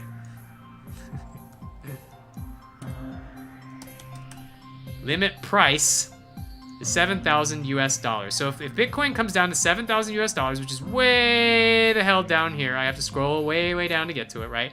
I am willing to buy 0.02 BTC, and that will be $140. No, that's too much for me. I want to spend half that. 0.01, there we go. $70, okay? I am gonna spend $70 if the price goes to limit. So if I say buy, if I click buy, and of course I have to have $70 in my account and be logged in, but if I have $70 and I click buy, it will take my $70 and it will put it into a little escrow. And there will be a 0.01 BTC for $7,000 on this book. If I scroll all the way down to 7,000, there will be a 0.01 with a little star next to it because that will be my order. Now, a bunch of other people could be buying for 7,000 too, and they probably are because it's a round number. So it will actually look like more Bitcoin is there. Like, for example, here. This is probably not one guy buying 7.97 Bitcoin at this price. It's probably a lot of people stacking their orders right there because they want to buy it, right? So that's fine, right? And when your order, now if the price drops all the way down, you will see that, you know, it'll go down and down and down and down. And before you know it, your 7K order will be right here, and then it will fill. And you will pay $70 and you will have your 0.01 Bitcoin. That's a limit order. Similarly for selling, it's the same thing, except it goes up. So when you make a limit buy, you wait for the price to come down to you. When you do a limit sell, you wait for the price to come up to you. So in this case, you have 0.01 Bitcoin, because let's say we bought it, right, at 7,000. And right now, the price is trading between here and here, so it's like 8,300, almost 8,300, a little less, 8,299, okay? And I'm gonna be like, dude, it's gonna go to 9,000, over 9,000, so let's go 9,001, or whatever, 9,000. If it goes to 9,000 and I sell my 0.01 Bitcoin, I will get $89, which is pretty cool because I've only paid 70 for that, right? So that's what a limit order is. It's basically, and then I'd have to scroll all the way up to the top here to the 9,000s to see where my order was, right? Now, if I put it right here, I could go, no, I'm gonna put it like right here at 83.11. Now, if I did that, you know, $82, pretty good, right? So whatever. And I could sell all of it, half of it. But when you put that, when you click place limit sell, it takes your Bitcoin, it puts it into the little escrow account. It puts your little order, you'll see a little star next to the order right here. It'll be sitting on the book and it'll be going doot, doot, doot, doot, doot, doot. As it gets closer, and it'll go doot, doot, doot, doot, doot, doot. As it goes farther, and you can see it on here. You can click here and you're like, oh, here's my order. If it goes up to 8,000, my little star order is like right here. Come on, let's go. And you can cancel at any time. There's no fee. You just go cancel, and then you get your Bitcoin or your cash back because it didn't execute the order. So basically, TLDR, limit is you wait till the market moves to you either down or up, and if it does and it hits your price, then it automatically sells and you don't have to be around. You can be at work, you can be in the bathroom, you can be anywhere. That is a limit order. Hopefully that makes sense. Now you asked about stop. Let me I'm gonna get to your answer about stop in a second. I just want to get a little forward on, see if I missed anything. The rich and powerful get more rich and powerful. Why do we need crypto for that? Regular finance already works that way. I mean, cryptocurrency is basically like educated gambling, because like the only way you can educate yourself in gambling is learning the odds of the house odds and learning what plays to make in like blackjack and craps. But there's still always a house advantage. But in cryptocurrency or in the stock market, which is exactly the same thing, you're making fundamental, you're learning fundamental things about the companies and the technologies, and you're making informed decisions about when to buy them or sell them based on knowledge of the industry, the technology, and in some cases the technical analysis of the charts as well. So let me answer this before I go to cloud mining. So a stop. A stop order. And Lakori, or is that Ikori? Lakori? Thanks for the follow. It's very nice to have you. Welcome to Saturday Night Crypto on Sunday. I usually run these on Saturday. Thanks for joining. I usually play Duelyst as well. I play Duelyst every other day of the week. So thanks for hanging out. So a stop, they call it stop because it's short for stop loss. And usually you will do it in a sell. So let's say that I did my buy. So I did my limit buy and I bought 0.01 Bitcoin at 7,000. Now let's say I bought it at like 8,000, right? Because we're pretty close to 8,000, right? So it's presumably possible that the price went down to 8,000 and I bought 0.01 Bitcoin and I spent $80 to do that. That's a lot of pizzas, man. But I did it. I spent $80 on this 0.01 Bitcoin at 8,000 and the price is up at 83 and that's looking pretty good, right? I'm liking it. It's up. Sweet. But what if I want to make sure I don't lose money, right? How can I walk away from my computer? Like, I can't do it. A limit sell has to be higher, right? Like, I'd have to put a limit sell at like 85 or 8,600 right now to walk away from my computer and let that happen. How can I walk away from the computer and protect myself from losing money? That's what a stop loss is for, right? So in this case, it's like 8,300. I'm gonna say, you know what? I bought it at 8,000. If it drops down to 8,200, that's pretty good for me. I will sell it if it drops to 8,200. But I don't want to sell it unless it drops to 8,200. So, because I think it's gonna go up. But just in case it doesn't, I want to put in a little thing that says if it drops down to 8,200, sell it and lock me in that $200 profit, right? So what I would do is I'd say 0.01 at 8,200, right? I would stop sell my 0.01 Bitcoin. The stop price, which means stop selling, was 8,200, and this has to be lower than the current price. Right? There's no other way to say sell at a price lower than the current price without using the stop. So basically what happens is when the price hits 8,200, it does a market sell. So usually you can get it right for 8,200, but if it's going really fast, you might get it for a little less than that because you're doing a market sell at that point. And bear in mind, this is a level 2 cryptocurrency mechanic. The same thing, this is exactly how stock trading works. If you buy Google or Apple stock, you can set limit orders and stop losses, and this is exactly the same concept. It works exactly the same way when you go to E-Trade or Morgan Stanley or Charles Schwab and you do your stop losses. They work exactly the same way with stocks. This is no different, except that you're doing 0.022335 instead of like 10 shares, right? That's the only difference. Now you can do something, you're like, well, what if I don't want to do a market sell? Well, then you can do a stop. You have to go into advanced, and I'm gonna say that this is a level 2.5 cryptocurrency thing here, which is stop limit orders. It's not really, it's like more like a level 2.2, but whatever, I'm just gonna call it 2.5 because you have to hit something called advanced, right? So you set the limit price. So then I've got my 0.01 Bitcoin. I know that I kind of want to sell it at 8,200. I definitely don't want to sell less than that. So what I'm going to do is I'm going to put the limit price at like 8,210, right? Which means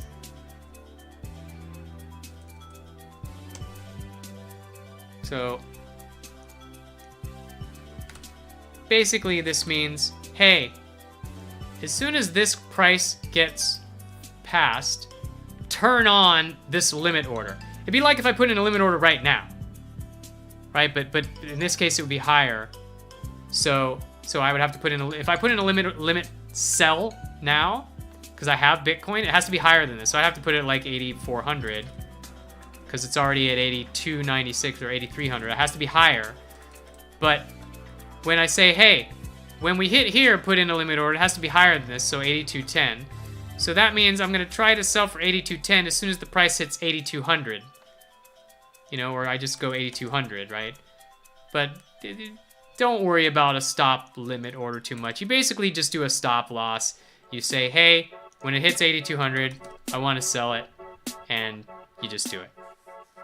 You do a market sell at that point. Now you can also do a stop buy, but this doesn't really make a whole lot of sense in this kind of way of buying, because it works a lot better if you're buying short or on margin.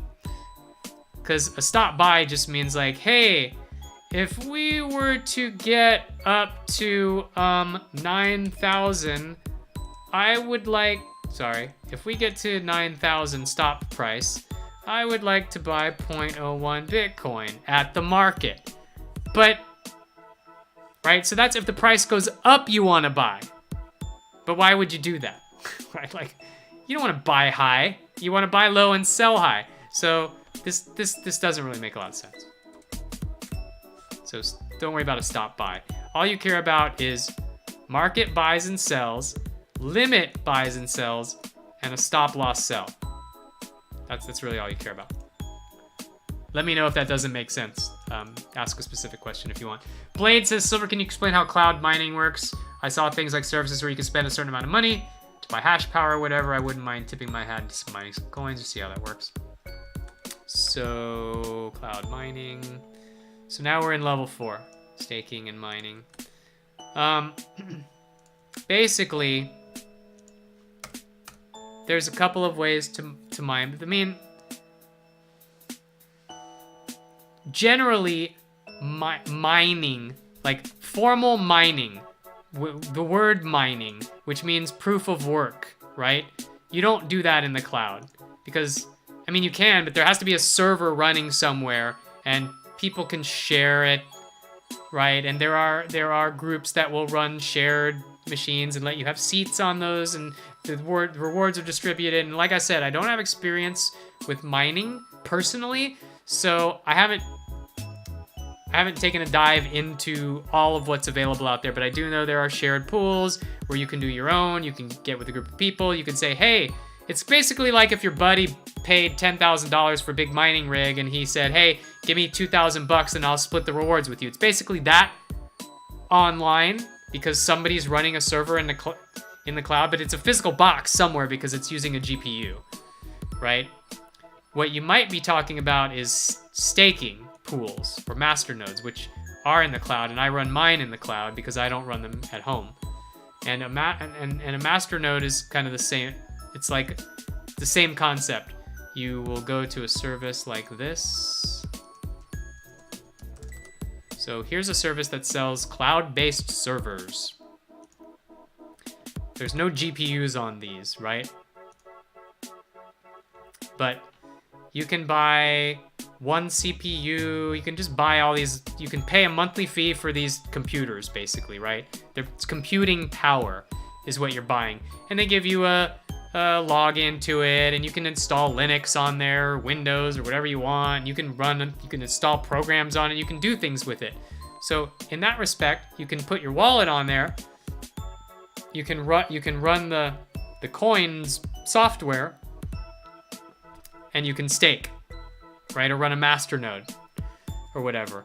And there are groups of people that run these and will let you share it for a fee, and they just manage it however they want. And they say like, hey, I keep track of how much money you've given me, and you get a seat on my node.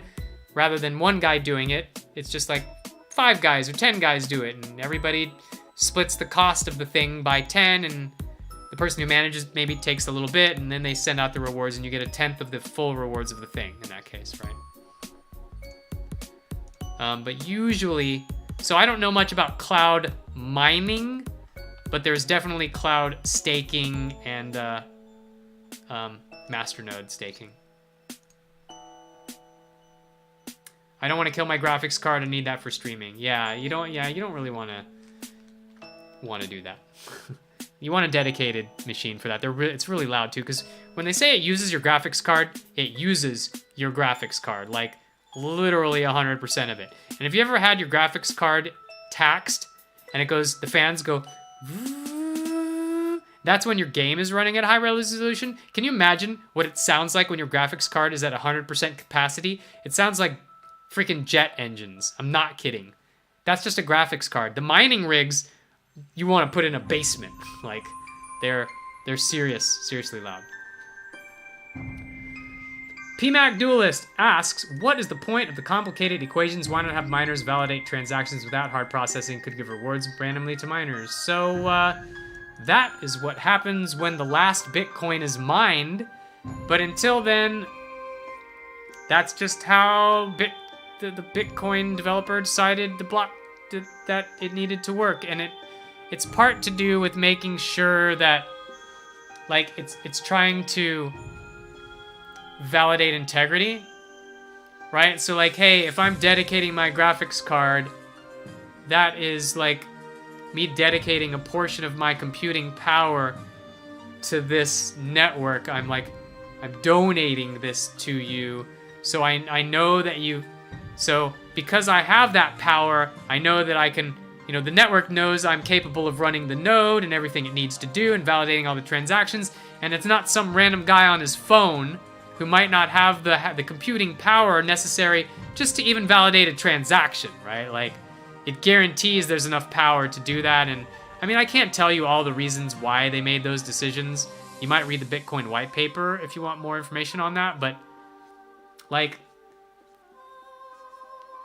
it's just sort of a one way that they decided that they could, build trust and integrity in the network, basically. It's not a great answer, I'm sorry, but that's a pretty technical question. It doesn't matter because the blockchain is open source. RNG and work. Yeah, definitely. Definitely, man. There's so much RNG in proof of work that it's just like, but you can manipulate the RNG by getting a good mining rig. Right? It's like you can get some Grimes level RNG. some gambler level RNG if you get the Bitcoin gambler rig.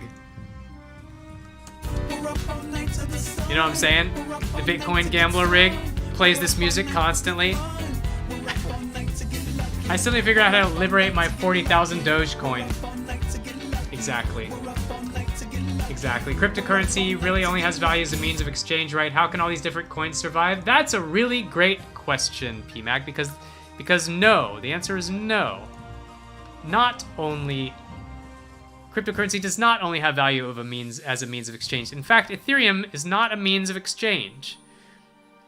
I mean, kind of is, but it's not really, right? Ethereum is not trying to be like, hey, exchange this for a shoe or a pizza. Ethereum is about smart contracts, and there are other cryptocurrencies that are about anonymity, because there is no anonymity in crypto at the moment. Like, wait a minute, Silver. I heard that people were buying drugs in 2015 and using cryptocurrencies like Bitcoin, and the only reason they were doing it is because they were anonymous, right? Well, yes, but as I just showed you guys, where is it? God help me if I close the window. I didn't. Remember how I said all those safety deposit boxes are out in the open and see-through glass? I can see them all, right? Let's take this guy's Ether wallet as an example of a safety deposit box I can see in. So, I can see this guy's wallet. I can see how much money is in it. He's got $17 in it. Not only can I see how much money is in it, but I can see all of the money that was sent to him and from him, right? He sent a couple bucks to this address. This address sent to him.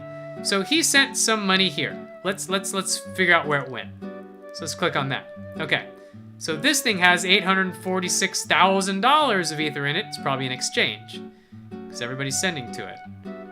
EOS token contract. Okay. So you can actually trace. I can say, okay, you have this money here. You sent it there. You sent it there. You sent it there. You sent it there. Then it went to here. Then it went to here. And then finally ended up at this exchange where you sold it. And guess what? To sign up for an exchange these days, you have to give them your personal information. So guess what, buddy? I can now trace you. I mean, I can't trace you, but the exchange can trace you. There are people who can trace you.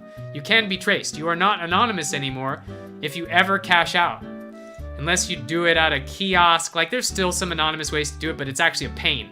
The best way to do it is just to go to an exchange and sell for cash. And if you do that, you're no longer anonymous.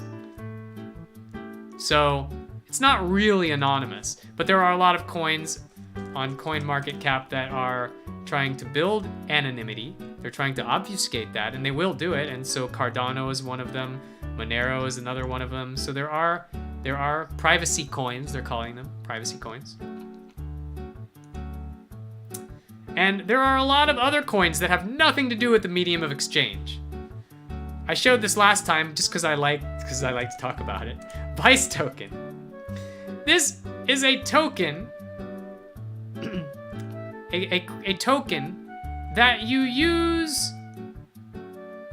that you get by watching porn. You don't mine them, you don't stake them, you put your eyeballs on a porn video and you get them. Or you make a porn video and people watch it and you get them, right? It's like taking a survey. Well, it's like taking a survey, but in this case, you watch porn.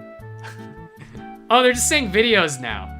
Ah, they changed it. They changed it. It's adult videos. Adult videos. Okay. Kelly Holland's the president of Penthouse, right? There.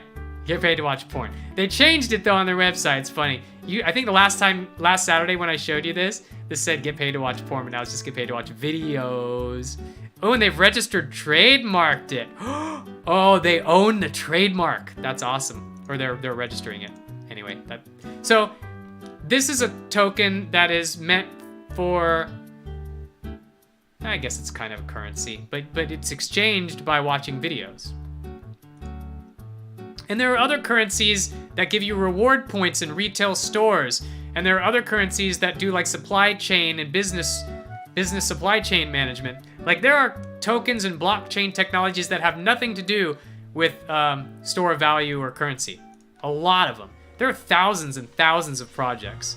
It's like the .com era right now. And yes, 95% of these currencies are going to fail.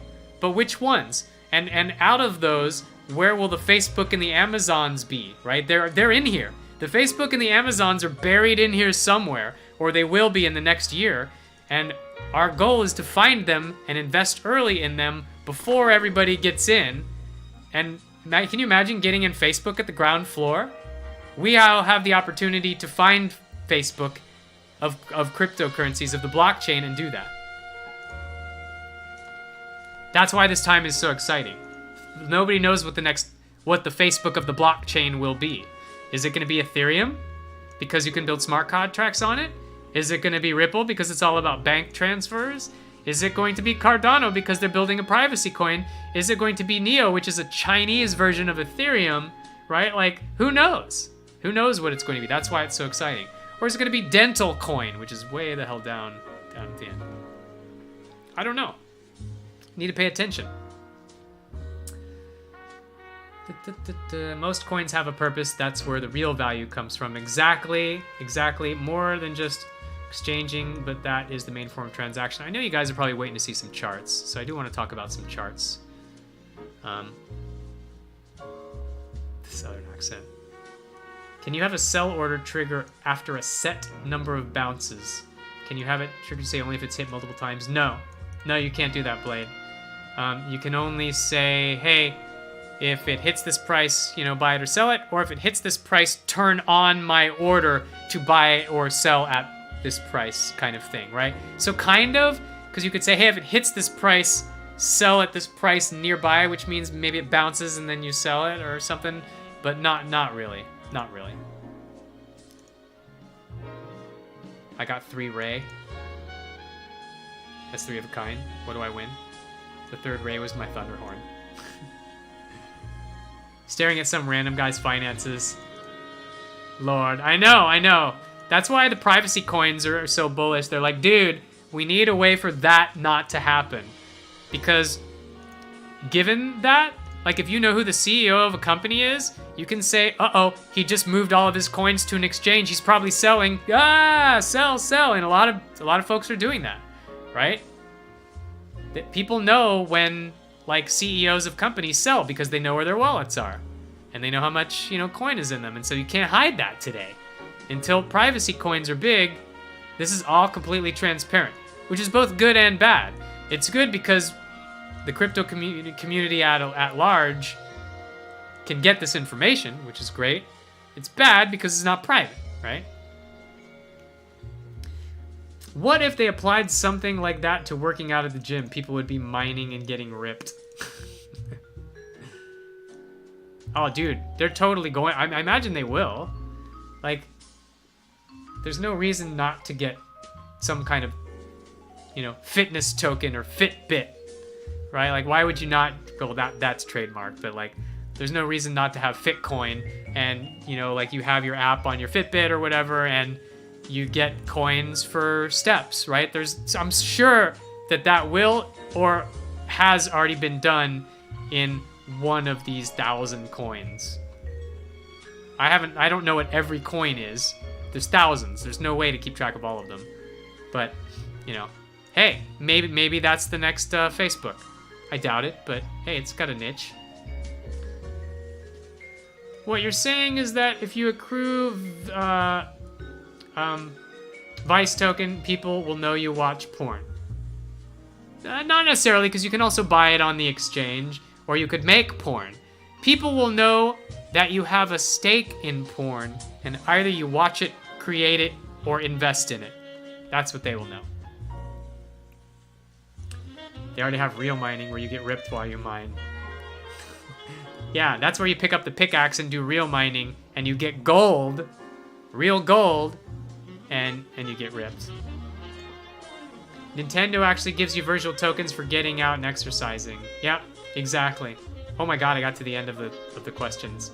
If it's not a medium of exchange, though, what's the point of collecting the coin? You watch videos, you get that coin, what do you do with it? So, this is where you get into the difference between like a security and a currency. Right? Because a lot of these tokens have value. For example, there's one called Ncash. It's called Nucleus Vision, right? And their website, their product is that you go into retail stores and they have these sensors right outside the stores. And you'll have an app on your phone if you so choose to have this app.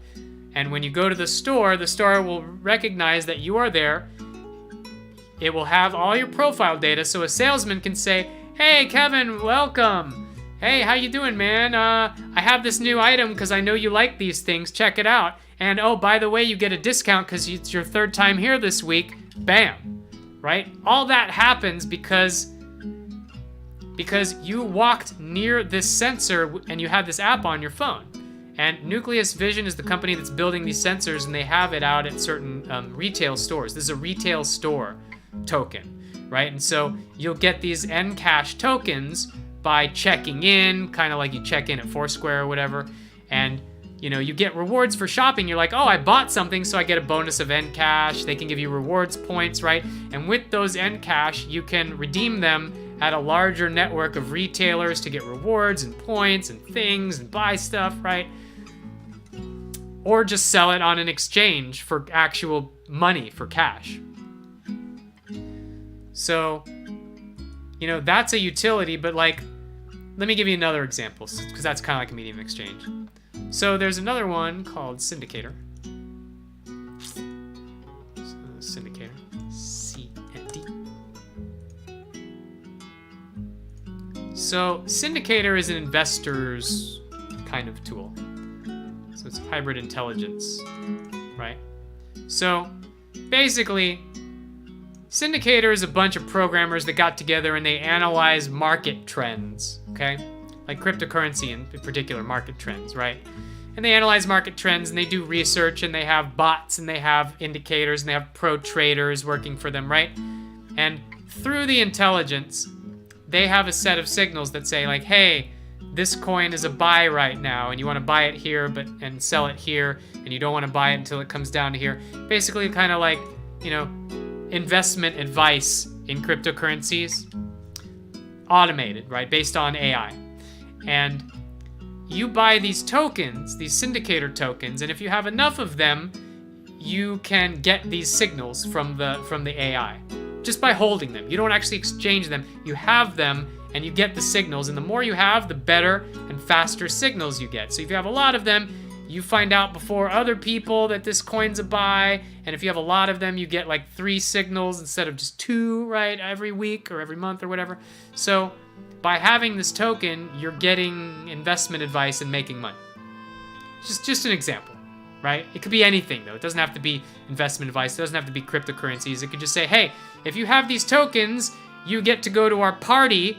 It's just like, show that you have the tokens, and we'll let you in the door at this bar downtown that's super exclusive VIP, right? Like a party token. Like, you can have that.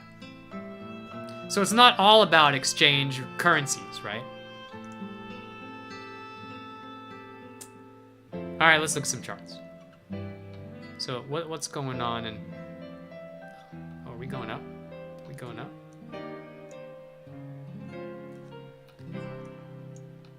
Let's take a look at some charts, guys. So what's happening with Bitcoin lately? What's happening with Bitcoin? Well, as you can see, we've been going down since freaking January. But then we kind of started to go up, like here, and it looked like maybe we were starting to go up, and now it looks like we're going down again. And whoops. And I charted some patterns here. Like, this is called a head and shoulders, where you have a head and 2 shoulders, and it goes shoulder, head, a little higher, and then shoulder, and there's a neckline. And when this pattern completes, usually it goes down, and when it's flipped over, usually it goes up. And I made a smaller one here. This was actually on a 30-minute time frame, though, I think. Where is that one at? Here. But in this case, so what happens when in order for the head and shoulders pattern to complete, you have to have an increase of volume at the very end of it, which you can see here. See how the volume? Look at the red one. Don't look at the green. Here. So in this head and shoulders here, at the very end of this, as we were coming down on the final descent of the shoulder, the volume went up, right? And I think I was on stream when I showed this, and I said, hey, the price is going to go down here if the volume goes up. And the volume started to go up, and we broke the neckline, and then it went, broke right through, right? So that's a very likely pattern if the volume happens and you kind of see this. And these patterns are just kind of like path of least resistance. It doesn't mean it's a guarantee. It just means like, hey, if things go normally and you see these signs, it's easier for the price to continue in this manner than it is to flip around and go the other way. So you can use this as knowledge to say like, hey, maybe I will short Bitcoin or sell Bitcoin here or whatever, right? Now, here's the same thing, but like I said, the same thing applies for the head and shoulders and the inverted head and shoulders. In order for it to do its thing, in which case to go up like this, there needs to be an increase of volume in this final ascent. But as you can see, the volume is actually going down, and it did not increase, so it didn't happen. And in fact, it actually went down there, probably because everybody was waiting for this, and then they're like, shit, sell! I mean, I don't know if that's why it went down, but it did. So it just kind of went sideways for a while here, and this pattern did not play out. But it's neat to look at those things and see what makes the patterns play out versus not play out like this, right? Evening, Silver. Did I walk in on a Sunday? You walked in on a Saturday night crypto, but I happened to be on Sunday because I did my card reveal yesterday. So if you have any questions about cryptocurrencies, feel free to ask. And we will resume Duelyst tomorrow at the regularly scheduled time. So we've been going down and down, and you see this wedge here, this kind of falling wedge pattern.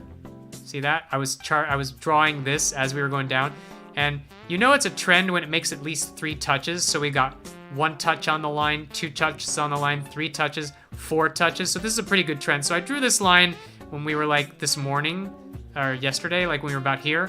And then I tried to find the the line on the other side, and I got like, it's actually like here. Right, we've got 1 touch, 2 touches here, 3 touches there. Actually, it was coming down here. This is when I drew it as it was coming down here, and I'm like, it's probably about here. Like, I know it broke through there, but maybe I drew this on the 4-hour. I think I did, right? Yeah, it fits a lot better there. You can see how it touches. Yeah, on the 4-hour, it touches right there. It touches right here, and it was coming down here, and I'm like, you know, if it bounces off this, I just move this line. That's why it doesn't match up right. Let me fix it. I moved it on the 30. So I had it right there, right? And I'm like, you know, if it bounces off this line, it's probably gonna come up to the top here because it's been kind of going in this channel. But it could also break out of this channel because if you know what a falling wedge is, falling wedge, chart pattern. If you look for a falling wedge, what you see is typically this. See, the wedge is falling, and it goes bing, bong, bing, bong, bing, bong, break. Bing, bong, bing, bong, bing, bong, bing, bong, break. Bing, bong, bing, bong, bing, bong, break, right? It usually breaks up from a falling wedge. Conversely, a rising wedge is the opposite, right? It goes bing, bong, bing, bong, bing, bong, bing, bong, down, right? Bing, bong, bing, bong, down, right? So I saw that rising wedge, or falling wedge, and I was like, hey, man, not only do I have a good chance of it just bouncing back up to the top of this wedge and continuing back in it, but it could also break. So this is a perfect place to buy. And this was this morning, right? So I made a little buy right here, and it went up to here, and it broke through, and as soon as it broke through, I sold it. Like, I just made a little bit of gain here on this, right? But there were 2 indicators that said, hey, this is a good place to buy. Now, if it had crashed down through here, it would have been bad. But as soon as it bounced, when did I buy this? Like, I think I went down into like the third, like the 15 minutes, right? So we're talking like right here, as soon as it bounced, and I'm like, oh, it's not breaking through. I'm like, I'm gonna buy right there at like 7,400 and see what happens. And I put a stop loss below the line. So if it broke down, I would just, I would lose a little bit of money, but not much. Cause look at the, here's how you do your risk management, right? So here's what I was risking. So I'm gonna make a buy right about here. Blink. And I'm probably gonna sell it if it hits the top. Like I wasn't counting on a breakout. I was thinking maybe it would just go up to the top and bounce back down, and I would sell it as soon as it bounced down. So I was kind of counting on, and then it would take a while to get there. I didn't know it was gonna go straight up, so I thought it would go to about here. So I'm gonna put my buy, I'm about 6.5% is what I stand to make. Now, if it breaks down below, I'm gonna sell it like real tight. Like I'm gonna let it break down. I'm gonna be like, well, that didn't work out. So I'm gonna risk like 2.5% or maybe 2%, right? So think about that. I stand to gain 6.5% if I'm right, and I lose 2.5% if I'm wrong. And let's say I do this 1,000 times, right? Well, as long as I'm right more than I'm wrong by a lot, like even if I'm 50-50, like I coin flip because I'm right half the time, when I'm right, I'm 6.5%. When I'm wrong, I'm 2.5%. I'm still way up, right? Just keep running those numbers on your coin flip. If you get heads, you get 6.5%. If you get tails, you lose 2.5%. And flip that coin 1,000 times and then look at your wallet and see where it is, right? You're gonna have tons of money in your wallet. So these are the kinds of trades I try to make. Ones that have high upside gain, low risk, and a bunch of indicators that say, hey, you know that 50% you're totally gambling on? Well, it's actually more like 80 or 90% because the indicators are telling you so. So in addition to the 50%, I now have 80 or 90% on this. I can never say 100%, but I have a strong reason to believe this because I have like 3 indicators confluencing on the fact that it's gonna go up or it's gonna go down, right? So these are how you make smart trades. Cool, man. Thanks for giving us some crypto info. Sure thing, Klepto. Just let me know if you have any questions. Right, what you don't want to do is something like this.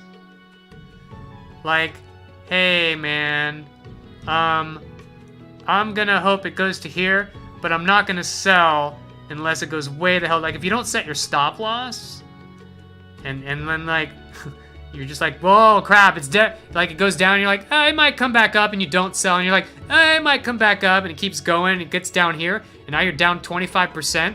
You're like, that's bad. Because you only had 6% to gain, and you just lost 25%. You don't ever want to be in a situation like that. So that's why you use those stop losses, to make sure you're like, hey, if it goes here, I will accept that I was wrong, and get out. And then, you know, sometimes you get trolled by the price, and it's just like, hits you, and then it's like, ha ha, and you sold. You're like, God damn it, I should have moved that down. But that happens. That just happens sometimes. It's fine. Don't worry about it. You live to trade another day. At least this didn't happen and you didn't sell, right? So it's fine. So what about now? What about now? Well, we're here, and we're just kind of petering out a little bit, right? It's like we had all this upward momentum, and now we're kind of like, you see these little wicks on the candles here. It means like the price tried to go higher, and then it was like, no, no, no.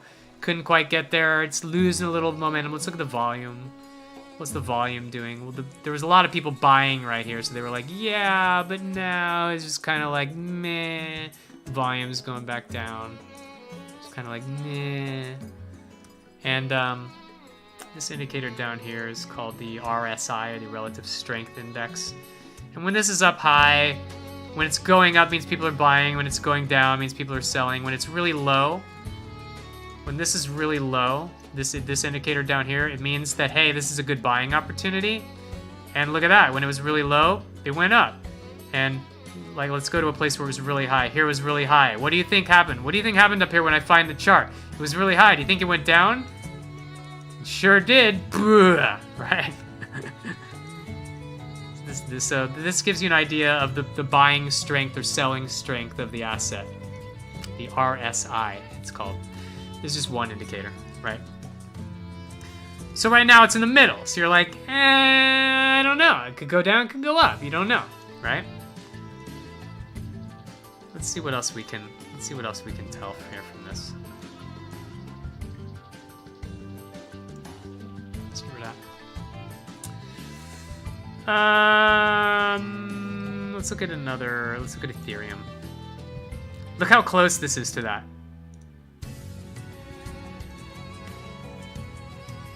Look at the shape. Kind of does this down then up, and then I hit Ethereum.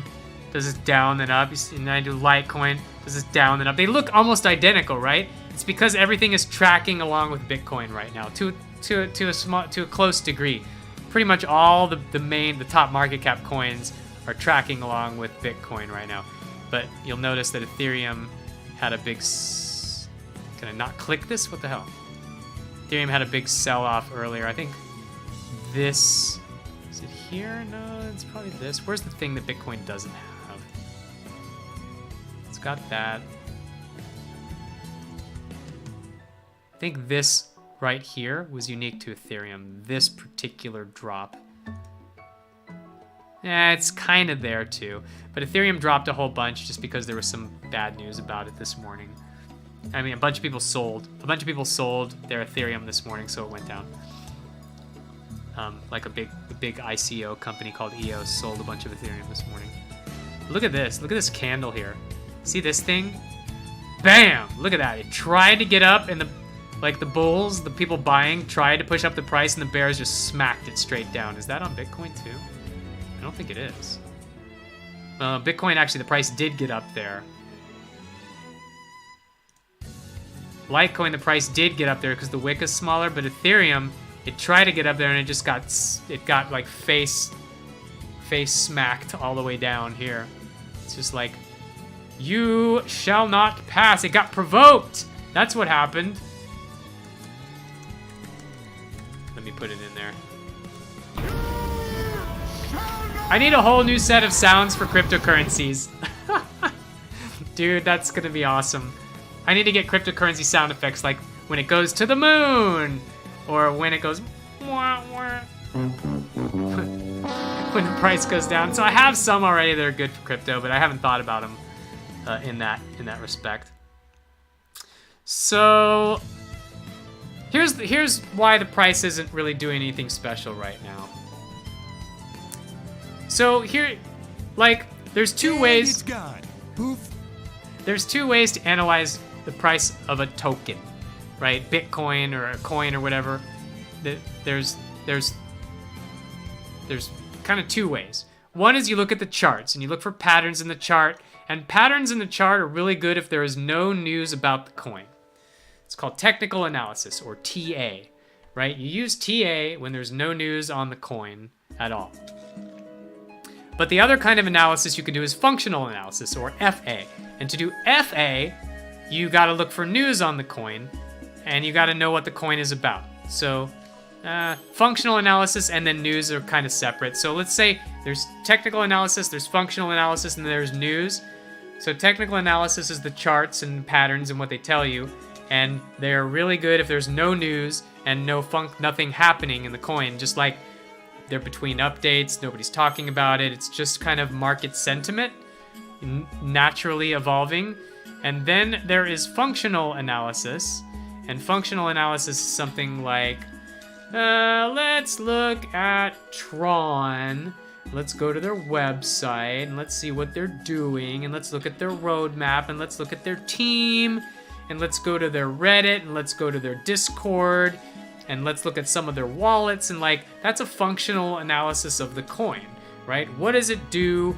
What is it going to do? How has it been doing? Are the developers talking about it? What's their Reddit look like? How's their Discord? Are people talking about it? What's the Twitter sentiment, right? Like, what's going on in the world functionally with this? They just are planning to release their new wallet. They've got a new product coming in July. Like, these are functional analysis of the coin. And is it good? Does it solve real world problems? Or is it a stupid idea?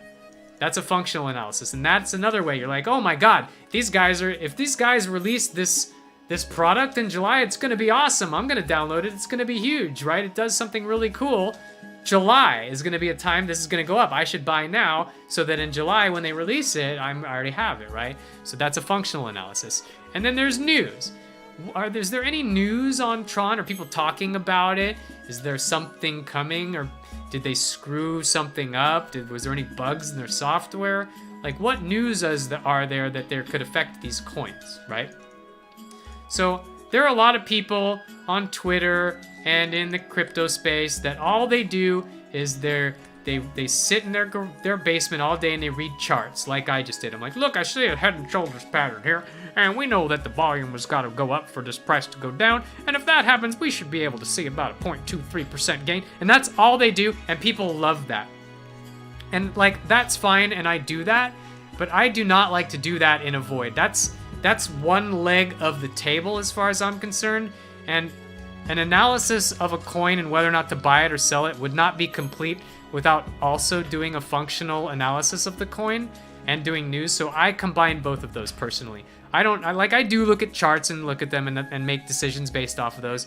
But whenever I'm looking at a new coin, whether or not I want to buy it, I will definitely go to the website, right? I will read about the coin. I will see what their roadmap is, and then I'll like go to their chat. Like, where is their chat? Slack. So they have like a Reddit. And I'll go to reddit.com. Tronix, I think, is the name of their Reddit. Here's Tron's Reddit, and I'm like, how active is it? They got 2,800 people. It's 61,000 users. It's not bad. What are they saying about it today? Here's March 18th. What are they saying? I'll read some of this stuff, what they're talking about. And then I'll go to their Discord and their Telegram, see how active they are. Like, it's really important to get a holistic picture of a coin if you're going to invest in it.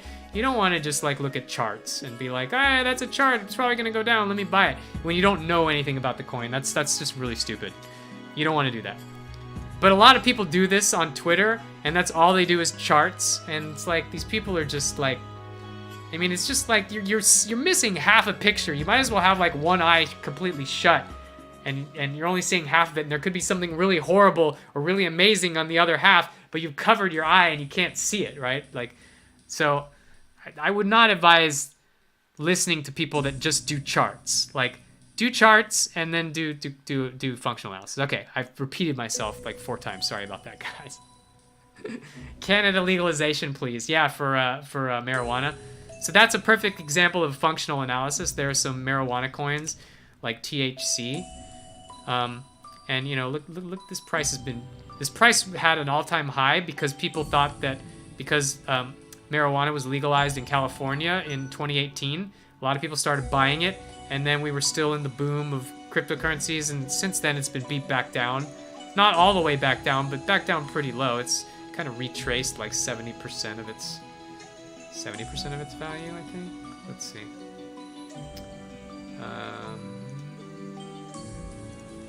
So like it was here, it went to there, and it retraced back down 78%.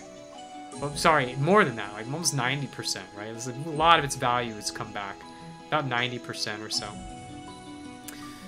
So anyways, you know, and knowing, hey, if Canada has a bill that they're going to propose to legalize marijuana and it looks like it's going to pass, and let's say they say it's going to pass in August, what do you think is going to happen to this coin? What do you think is going to happen to this coin, the marijuana coins, come June, July, and August, right?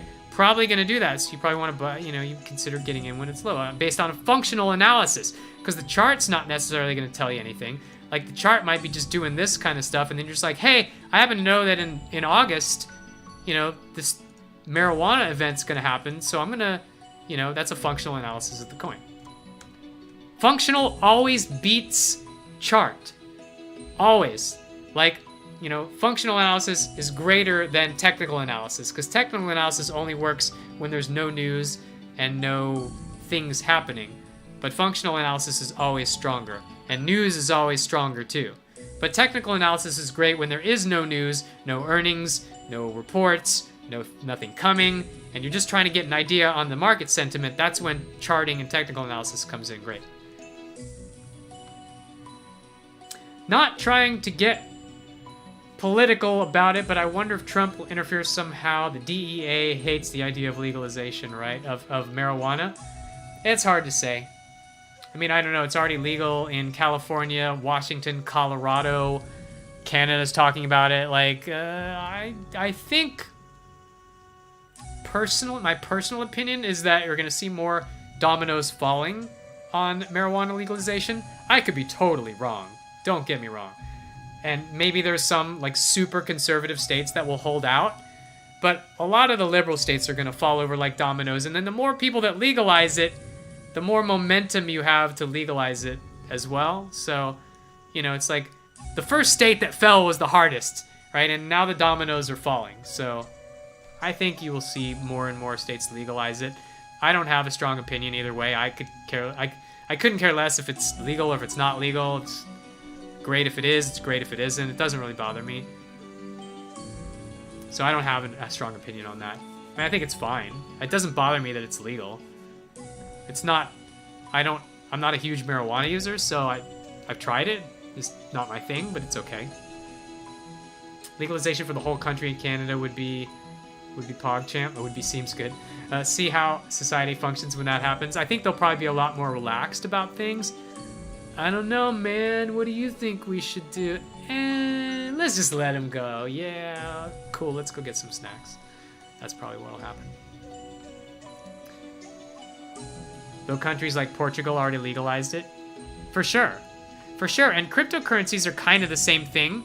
I think cryptocurrencies are kind of like the forbidden fruit in the same way that marijuana will be.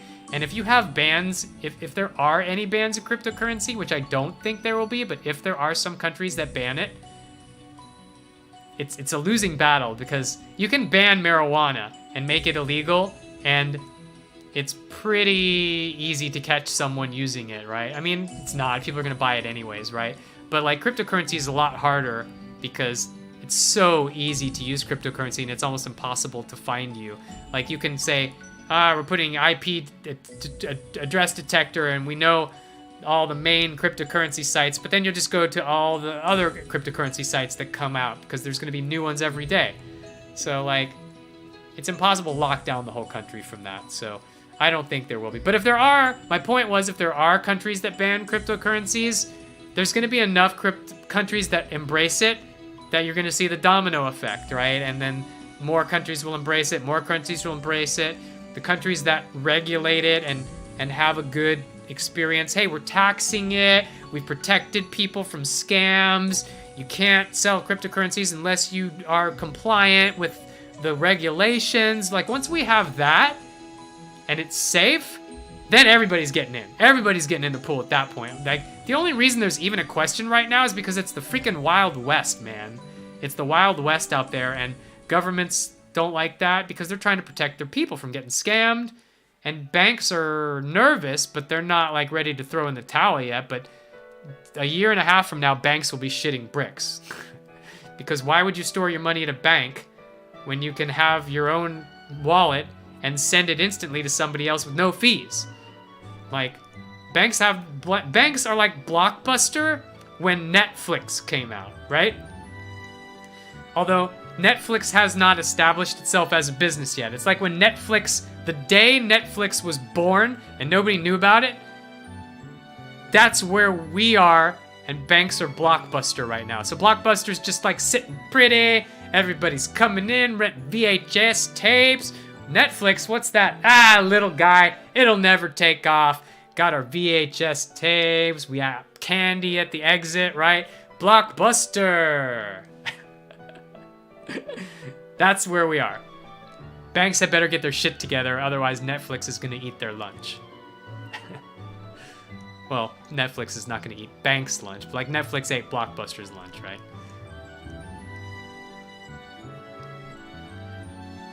In my own uninformed opinion, I think once government figures out how to tax crypto properly, they will definitely not stop it. I am in 100% agreement with that, Hemp. I believe by the end of 2018, we will have a tax plan for the United States. We kind of have one now, but like, it's a mess, man. It's a freaking mess because they haven't decided whether or not, like, which of the coins are currencies and which ones are securities and how do you tax those and which ones should be taxed. Like right now, they're trying to make them like capital gains tax, and that's fine. And you should be taxed, right? Like if you're making money off of these, you should be taxed. Just like buying stocks. But the government, the SEC hasn't decided how to classify them yet, and they need a stronger governing rule. And to do that, they have to understand them. And they don't even understand them yet. Governments are going to make their own cryptocurrencies, incentivize using it, of course. Of course they will. But we are years away from that.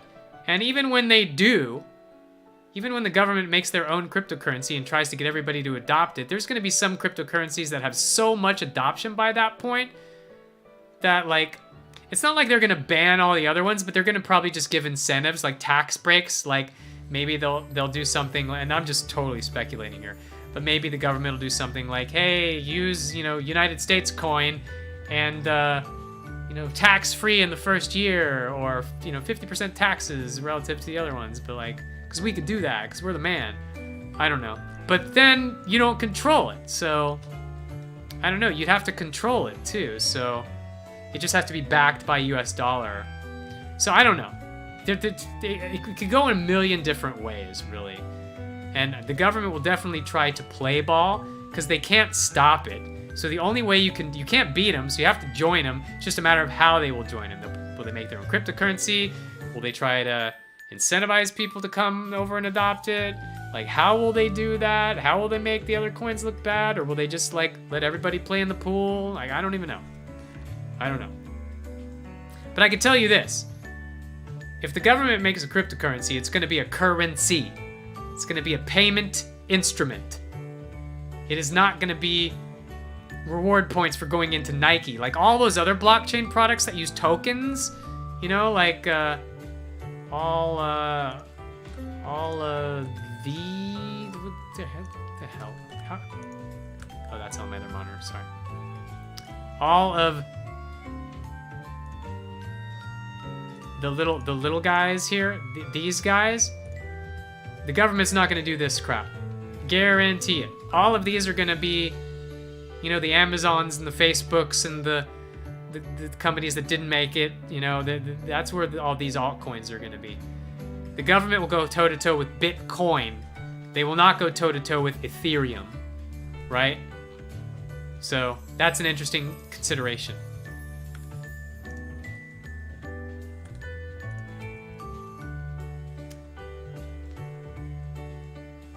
Those currencies will probably have ICO buy-ins when they're launched just to gauge interest. Those currencies? Which currencies? The government currencies? I don't think so. I don't think they'll do an ICO. They'll just be like, hey, you can now buy government coin. Go buy it at your local blah, blah, blah financial investment house. All right, so I got about 20 minutes left. Let's look at some altcoins, I guess.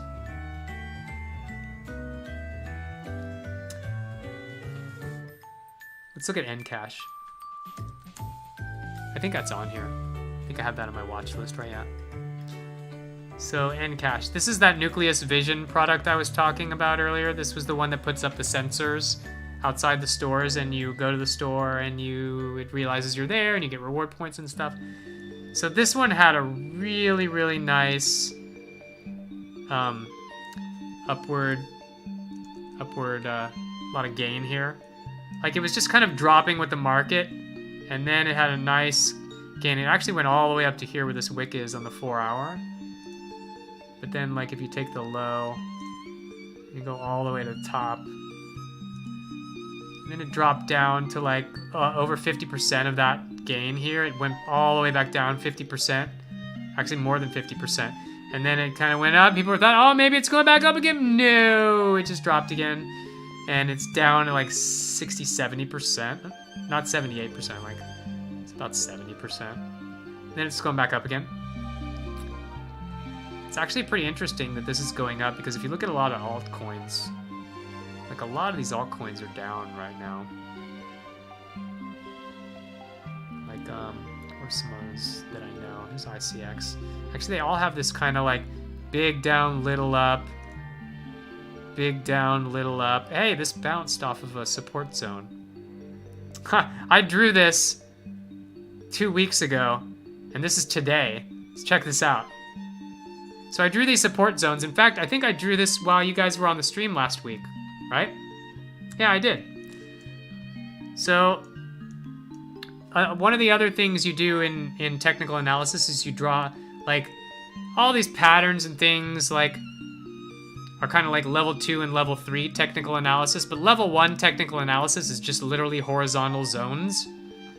And you do those on like high time frames, like 4 hours or 1 day. And you find little areas like this, where it bounced off it, right?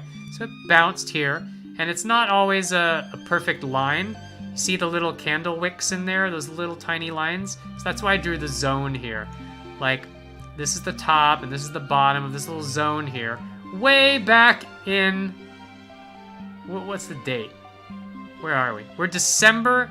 This is Christmas, man. This is like December 18th when this zone was formed, right? Now here's some other ones down here, right? So we got this guy. Here's another zone here. I mean, we're kind of trading into it and stuff, but kind of like right here is a little bit of the zone. And then down here is one, down here, like where this kind of bounced off. These are supports, right? They hold up price. So we got three zones. And what I like to look for when a coin is coming back down is it going to hit one of these? Because usually this is where I place my buy orders. I place a buy order in one of these. Like when it went up here, and then it went woohoo, it's going crazy and selling, and everybody's doing stuff. Like if I wanted to buy this coin again, I would love for it to come all the way back down. Well, when it's up here, you have your supports here, but like I drew these when we were getting down like here into this. And I'm like, how far can it drop before it's done dropping, right? And so I drew these zones, and I'm like, well, I'm gonna put buy orders here, here, and here. If I wanted to buy this coin. See, a coin is basically like a file storage. It's like Dropbox for Dropbox with cryptocurrency, distributed Dropbox, if you can imagine that. So instead of your files up on the Dropbox server, your files are spread out in pieces like torrents, but they're encrypted. So like nobody can open your file because you gotta get all the pieces together, and only you have the key that can do that. But as far as your data, it's all spread out across the world, so it also can't crash and you can't lose your files, right? Anyway, as it was coming down, I was like, man, if I was gonna put a buy, I would put my first one here, and look what happened. This is the 14th, the 16th, it's today. This is today. It bounced off this support and went up. If I had put a buy here, I would have put it exactly at, 126 Satoshi, which is the Bitcoin price, because this is its price in Bitcoin, not its price in US dollars. Because remember, you can't buy these in US dollars, you have to trade them for Bitcoin or Ethereum. So this is Siacoin's price in Bitcoin, and it goes up and down. So if I were to sell it, I would get more Bitcoin, which is fine. And I would have put my buy order right here. I wasn't buying this right now because I'm not buying anything at the moment. But if I did, I would have put a buy right here. I would have put another buy right here. I would put another buy right here. And this one would have been great. I would have caught a piece of that, and then, like, how much would that buy have been worth? I probably would have bought right here. I probably would have put, whoops. So like it went up to here, and if I were worried about the price going down, I probably would have put the loss like under the zone, because I'm like, oh, if it breaks down through this, we're probably going down. So I'd be up like 10%. I would be risking 10% too, but this could go up, right? This could go, wee. So this would have been a really nice place to buy this, but I didn't. And I still believe it might, it might crash down through here, and if it does, it's gonna probably go to the other support. If it does, it's probably gonna hit this guy, which is down at this next level of support, because it just kind of went straight up through there. So, it's gonna come down here, maybe. So that's interesting. 4R Forky, I just changed my mind about crypto. Silver, thanks for this stream. Oh man, I'm happy to hear that. Don't forget, if you wanna sign up, you can you get free Bitcoin if you sign up with these links. If you sign up with those referral links, so no reason not to. But if you have any questions, feel free to ask me. I'm gonna be doing a crypto Saturday Night Crypto. I'll do every weekend. So feel free to ask me any questions you have along the way. So let's see what else we got here. Oh, Funfair. Let's look at Funfair. So this is a coin that is, let's take a look at it. Oh God, I have to talk about this first.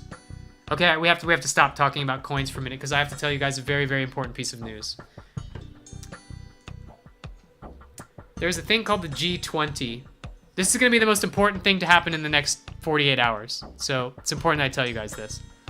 Because remember, I told you there are 3 things that affect the price. There's charts, which is like, just human sentiment. There's functional analysis of the coin, right? Like what's the dev team doing? What are they building? Is it good? How active is the community? And then there's news. So news can affect the coin. Even news like Korea is cracking down on currencies, or there was an exchange hacked. News can affect coins.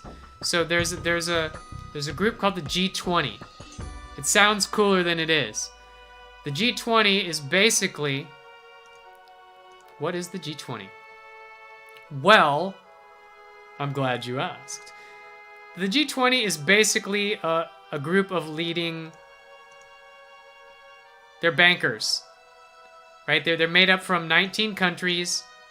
Why don't they call it the G19? And they're basically leaders in economies from each country, bankers, financial ministers, and things like that, right? So they're like finance ministers and central bank governors. Now, it's important to know that these people are not political. They're not politicians. They are bankers. They are finance people. They care about one thing, and that is making sure the economy in the country and around the world runs good, right? They do not care what you think of them. They do not care if their country people get pissed off because they made a bad rule as long as the economy is healthy in their mind. And that's a really important detail, right? If they're politicians, they're like, well, we don't want to upset the plebs, but we want to pass this bill. So they have to do it very delicately, right? But these guys don't. So when they look out for the economies of their countries and the global economy, they will do whatever is best for the global economy in their mind and F the plebs, pretty much, right? So, with that in mind, let's take a look at the calendar of what's coming up. It's being held in Argentina. And they basically have a bunch of meetings, and they talk about banking, and they talk about real estate, and they talk about currency, and they talk about a bunch of things. But what's interesting is that if we go to March, you will see that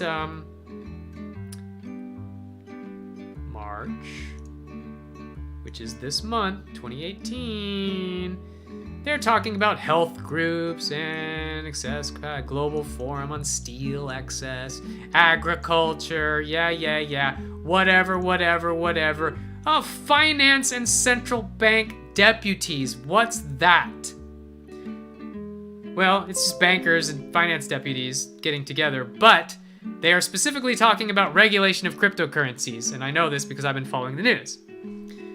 And that is happening tomorrow and Tuesday, okay? That is happening, well, today and tomorrow. It's happening right now in Buenos Aires. So, what do we know about this so far, that they're talking about regulation of currencies? What does that mean? Oh my god, did I lose my article? Some bitch. I lost my article. Well, there are mixed opinions. The growth of crypto assets may threaten the financial system. The rapid growth of crypto assets might threaten the financial system. Market integrity. He wrote a letter circulated for a meeting of the G20 finance ministers, which is happening in the next couple of days. And he is trying to help monitor the growth and identify threats. And they're worried that they're going to try to regulate or crack down on them, right? And then another article here is basically saying, hey, the G20 should focus on a rules review and hold our fire, like don't shoot and at the cryptocurrencies, right? So there's, like this article says, like, hey, the FSB's assessment is that the crypto assets do not pose risks to global financial stability at this time, he wrote in a letter to the G20 bankers, who will meet on Monday and Tuesday. That's tomorrow and Tuesday, right? So this is a very positive article saying, they're not really a threat right now. But basically different people in different countries, and I had an article about which countries hold which stances, and they're kind of all over the place. Some guys are like down with crypto, other guys are like, we should embrace the technology. So nobody knows which way this meeting's gonna go, but if it goes bad, it doesn't matter. Everything's going down. And if it goes good, Bitcoin is gonna go up. And everything will follow after some amount of time. So in the next 48 hours, none of this charting crap I'm talking about here will matter. The only thing that will matter is the results of that G20 summit. And you gotta know these things. So you need to just pay attention or follow somebody that does the news for you or whatever. So every Saturday I will be talking about news, functional analysis, and technical analysis on coins. So if you guys don't want to, if you just want the TLDR, you can get that from me, or you can do your own research. But you have to wait till Saturday to get it from me, or ask on my stream. Don't you have to put a certain amount of currency in to get to free cash? No, you do not have to do that. Can I just claim $10 to start investing? So with mining, you don't have to put anything in. For airdrops, you don't have to put anything in. For staking, you do. BitConnect! What's up? Hey, Phoenix Toshes, how you doing? This is Saturday Night Crypto on Sunday. Normally I do this on Saturday, and I play Duelyst the rest of, the week. And but on Saturdays I talk about cryptocurrencies, and we go over charts and trends and where the market's headed, and we look at coins that could be interesting investments and coins that are not interesting investments. And what I want to start doing is just kind of going through some coins, talking to you guys about them, about the projects, so we can do the functional analysis. We'll go on to the Reddit, we'll look at some posts, we'll do research together on the functional analysis, and then I will help you guys on the chart and tell you what the chart patterns mean and what's happening, and if it looks good or bad, and if a buying opportunity is coming, and where the support zones are and everything. So we'll do that next Saturday, the Saturday after that, and the Saturday after that. And if you guys have any questions about anything else, just let me know. Got 5 minutes here. Do you guys have any other questions about Bitcoin, crypto, Ethereum, Dragon Chain? You guys want to know anything about this stuff that I can answer in 5 minutes? We have answered what and when is the G20 summit. Check. Finger gun. We have not talked about this yet. We have talked about where I can get Dragon Chain. No, we haven't, because you can't get it at Binance. You have to get it at another one. Why are these changing the world? We kind of talked about that. What's Ethereum? We talked about that. How does Bitcoin work? We talked about that. So we've answered most of these questions. And I'm not giving you financial advice. I am not a financial advisor. It sucks that everybody has to say that, but we have to say that. This is my opinion. These are for entertainment purposes only, or educational purposes only, but this is nothing I say it can be construed as financial advice. So please don't take it that way. What the heck is Dragon Chain? Just another cryptocurrency. It is a platform coin like Ethereum, but a little bit different. It was started by a bunch of folks at Disney. Go figure. It was started by people who used to work at Disney. They created a platform kind of like Ethereum that would run its own tokens, and you can build technologies on top of it. And there are ICOs coming out on top of Dragon Chain this year. And basically, if you want to invest in those ICOs, you have some Dragon Chain, and that Dragon Chain, Dragon is the coin. You buy Dragon, and by holding Dragon, you are generating slumber, like the dragon sleeps, so it's like slumber, right? So you have slumber, and you're generating slumber by holding coins in your wallet without selling it, and you use that slumber to invest in ICOs. So there's a new coin coming out on Dragon Chain. It does this, that, and the other thing. And you're like, wow, that sounds really cool. How can I invest in that? You must have slumber to do it. So you have to have Dragon to do it. So you had to buy Dragon Chain's tokens to do that, right? It's neat. They've got some coins coming out this year on there. And we can talk about the Dragon Chain ICOs next week if you want. Just say, what are some cool things that are coming out on Dragon Chain? We can talk about them.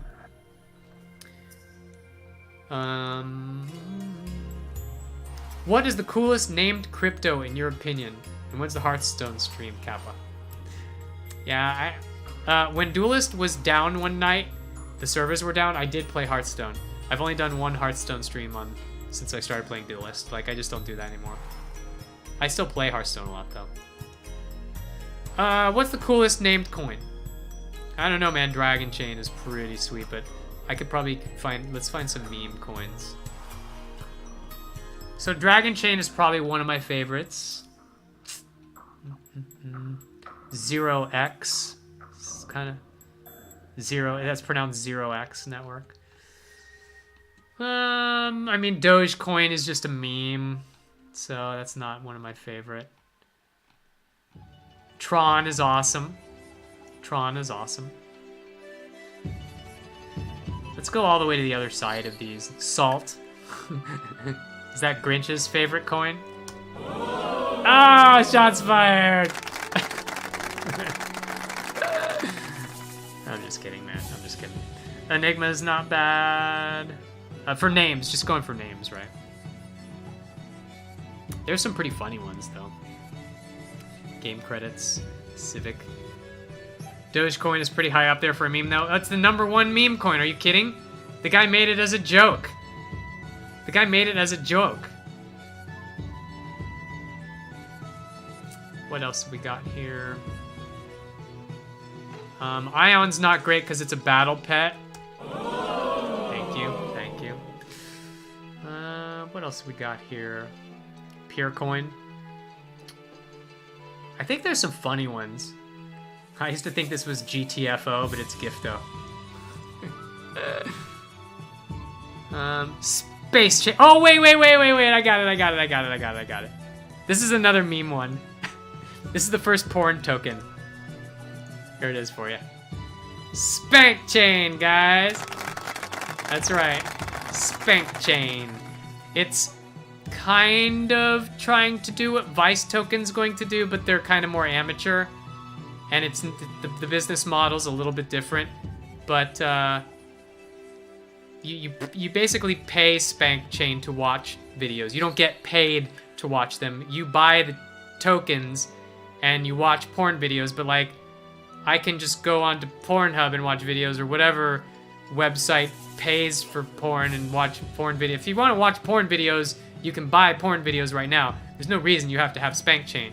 But the thing that they're doing is they make sure that their artists get paid by all the people watching by using this. So this is more for the porn creators than the porn consumers, whereas the Vice token I told you about is more for the consumers and the creators, right?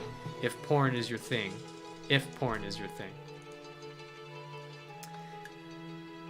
What is your thought on the new Crypto Bunny token? I read about Bunny token, actually, didn't I? Is it on CoinMarketCap yet? Bunny coin. Is it this one? I think this is a staking coin, right? Isn't it in this staking coin? Where is this trading?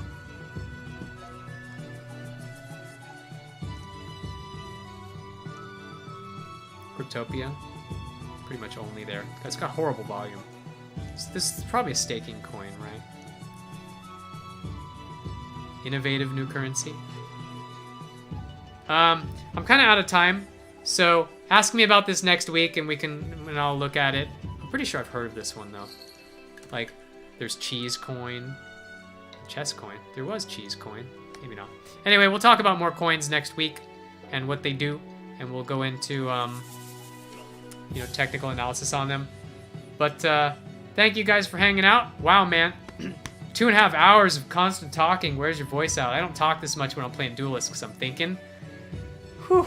This takes a lot out of me, though. But I appreciate you guys hanging out. And come next week and we'll chat about more coins and more crypto stuff. And we'll keep your eye on the G20. And we'll see how the impact of that affects the price of everything in these next couple days. Hopefully it's not bad, but it could be, or it could be good. 50-50 at this point.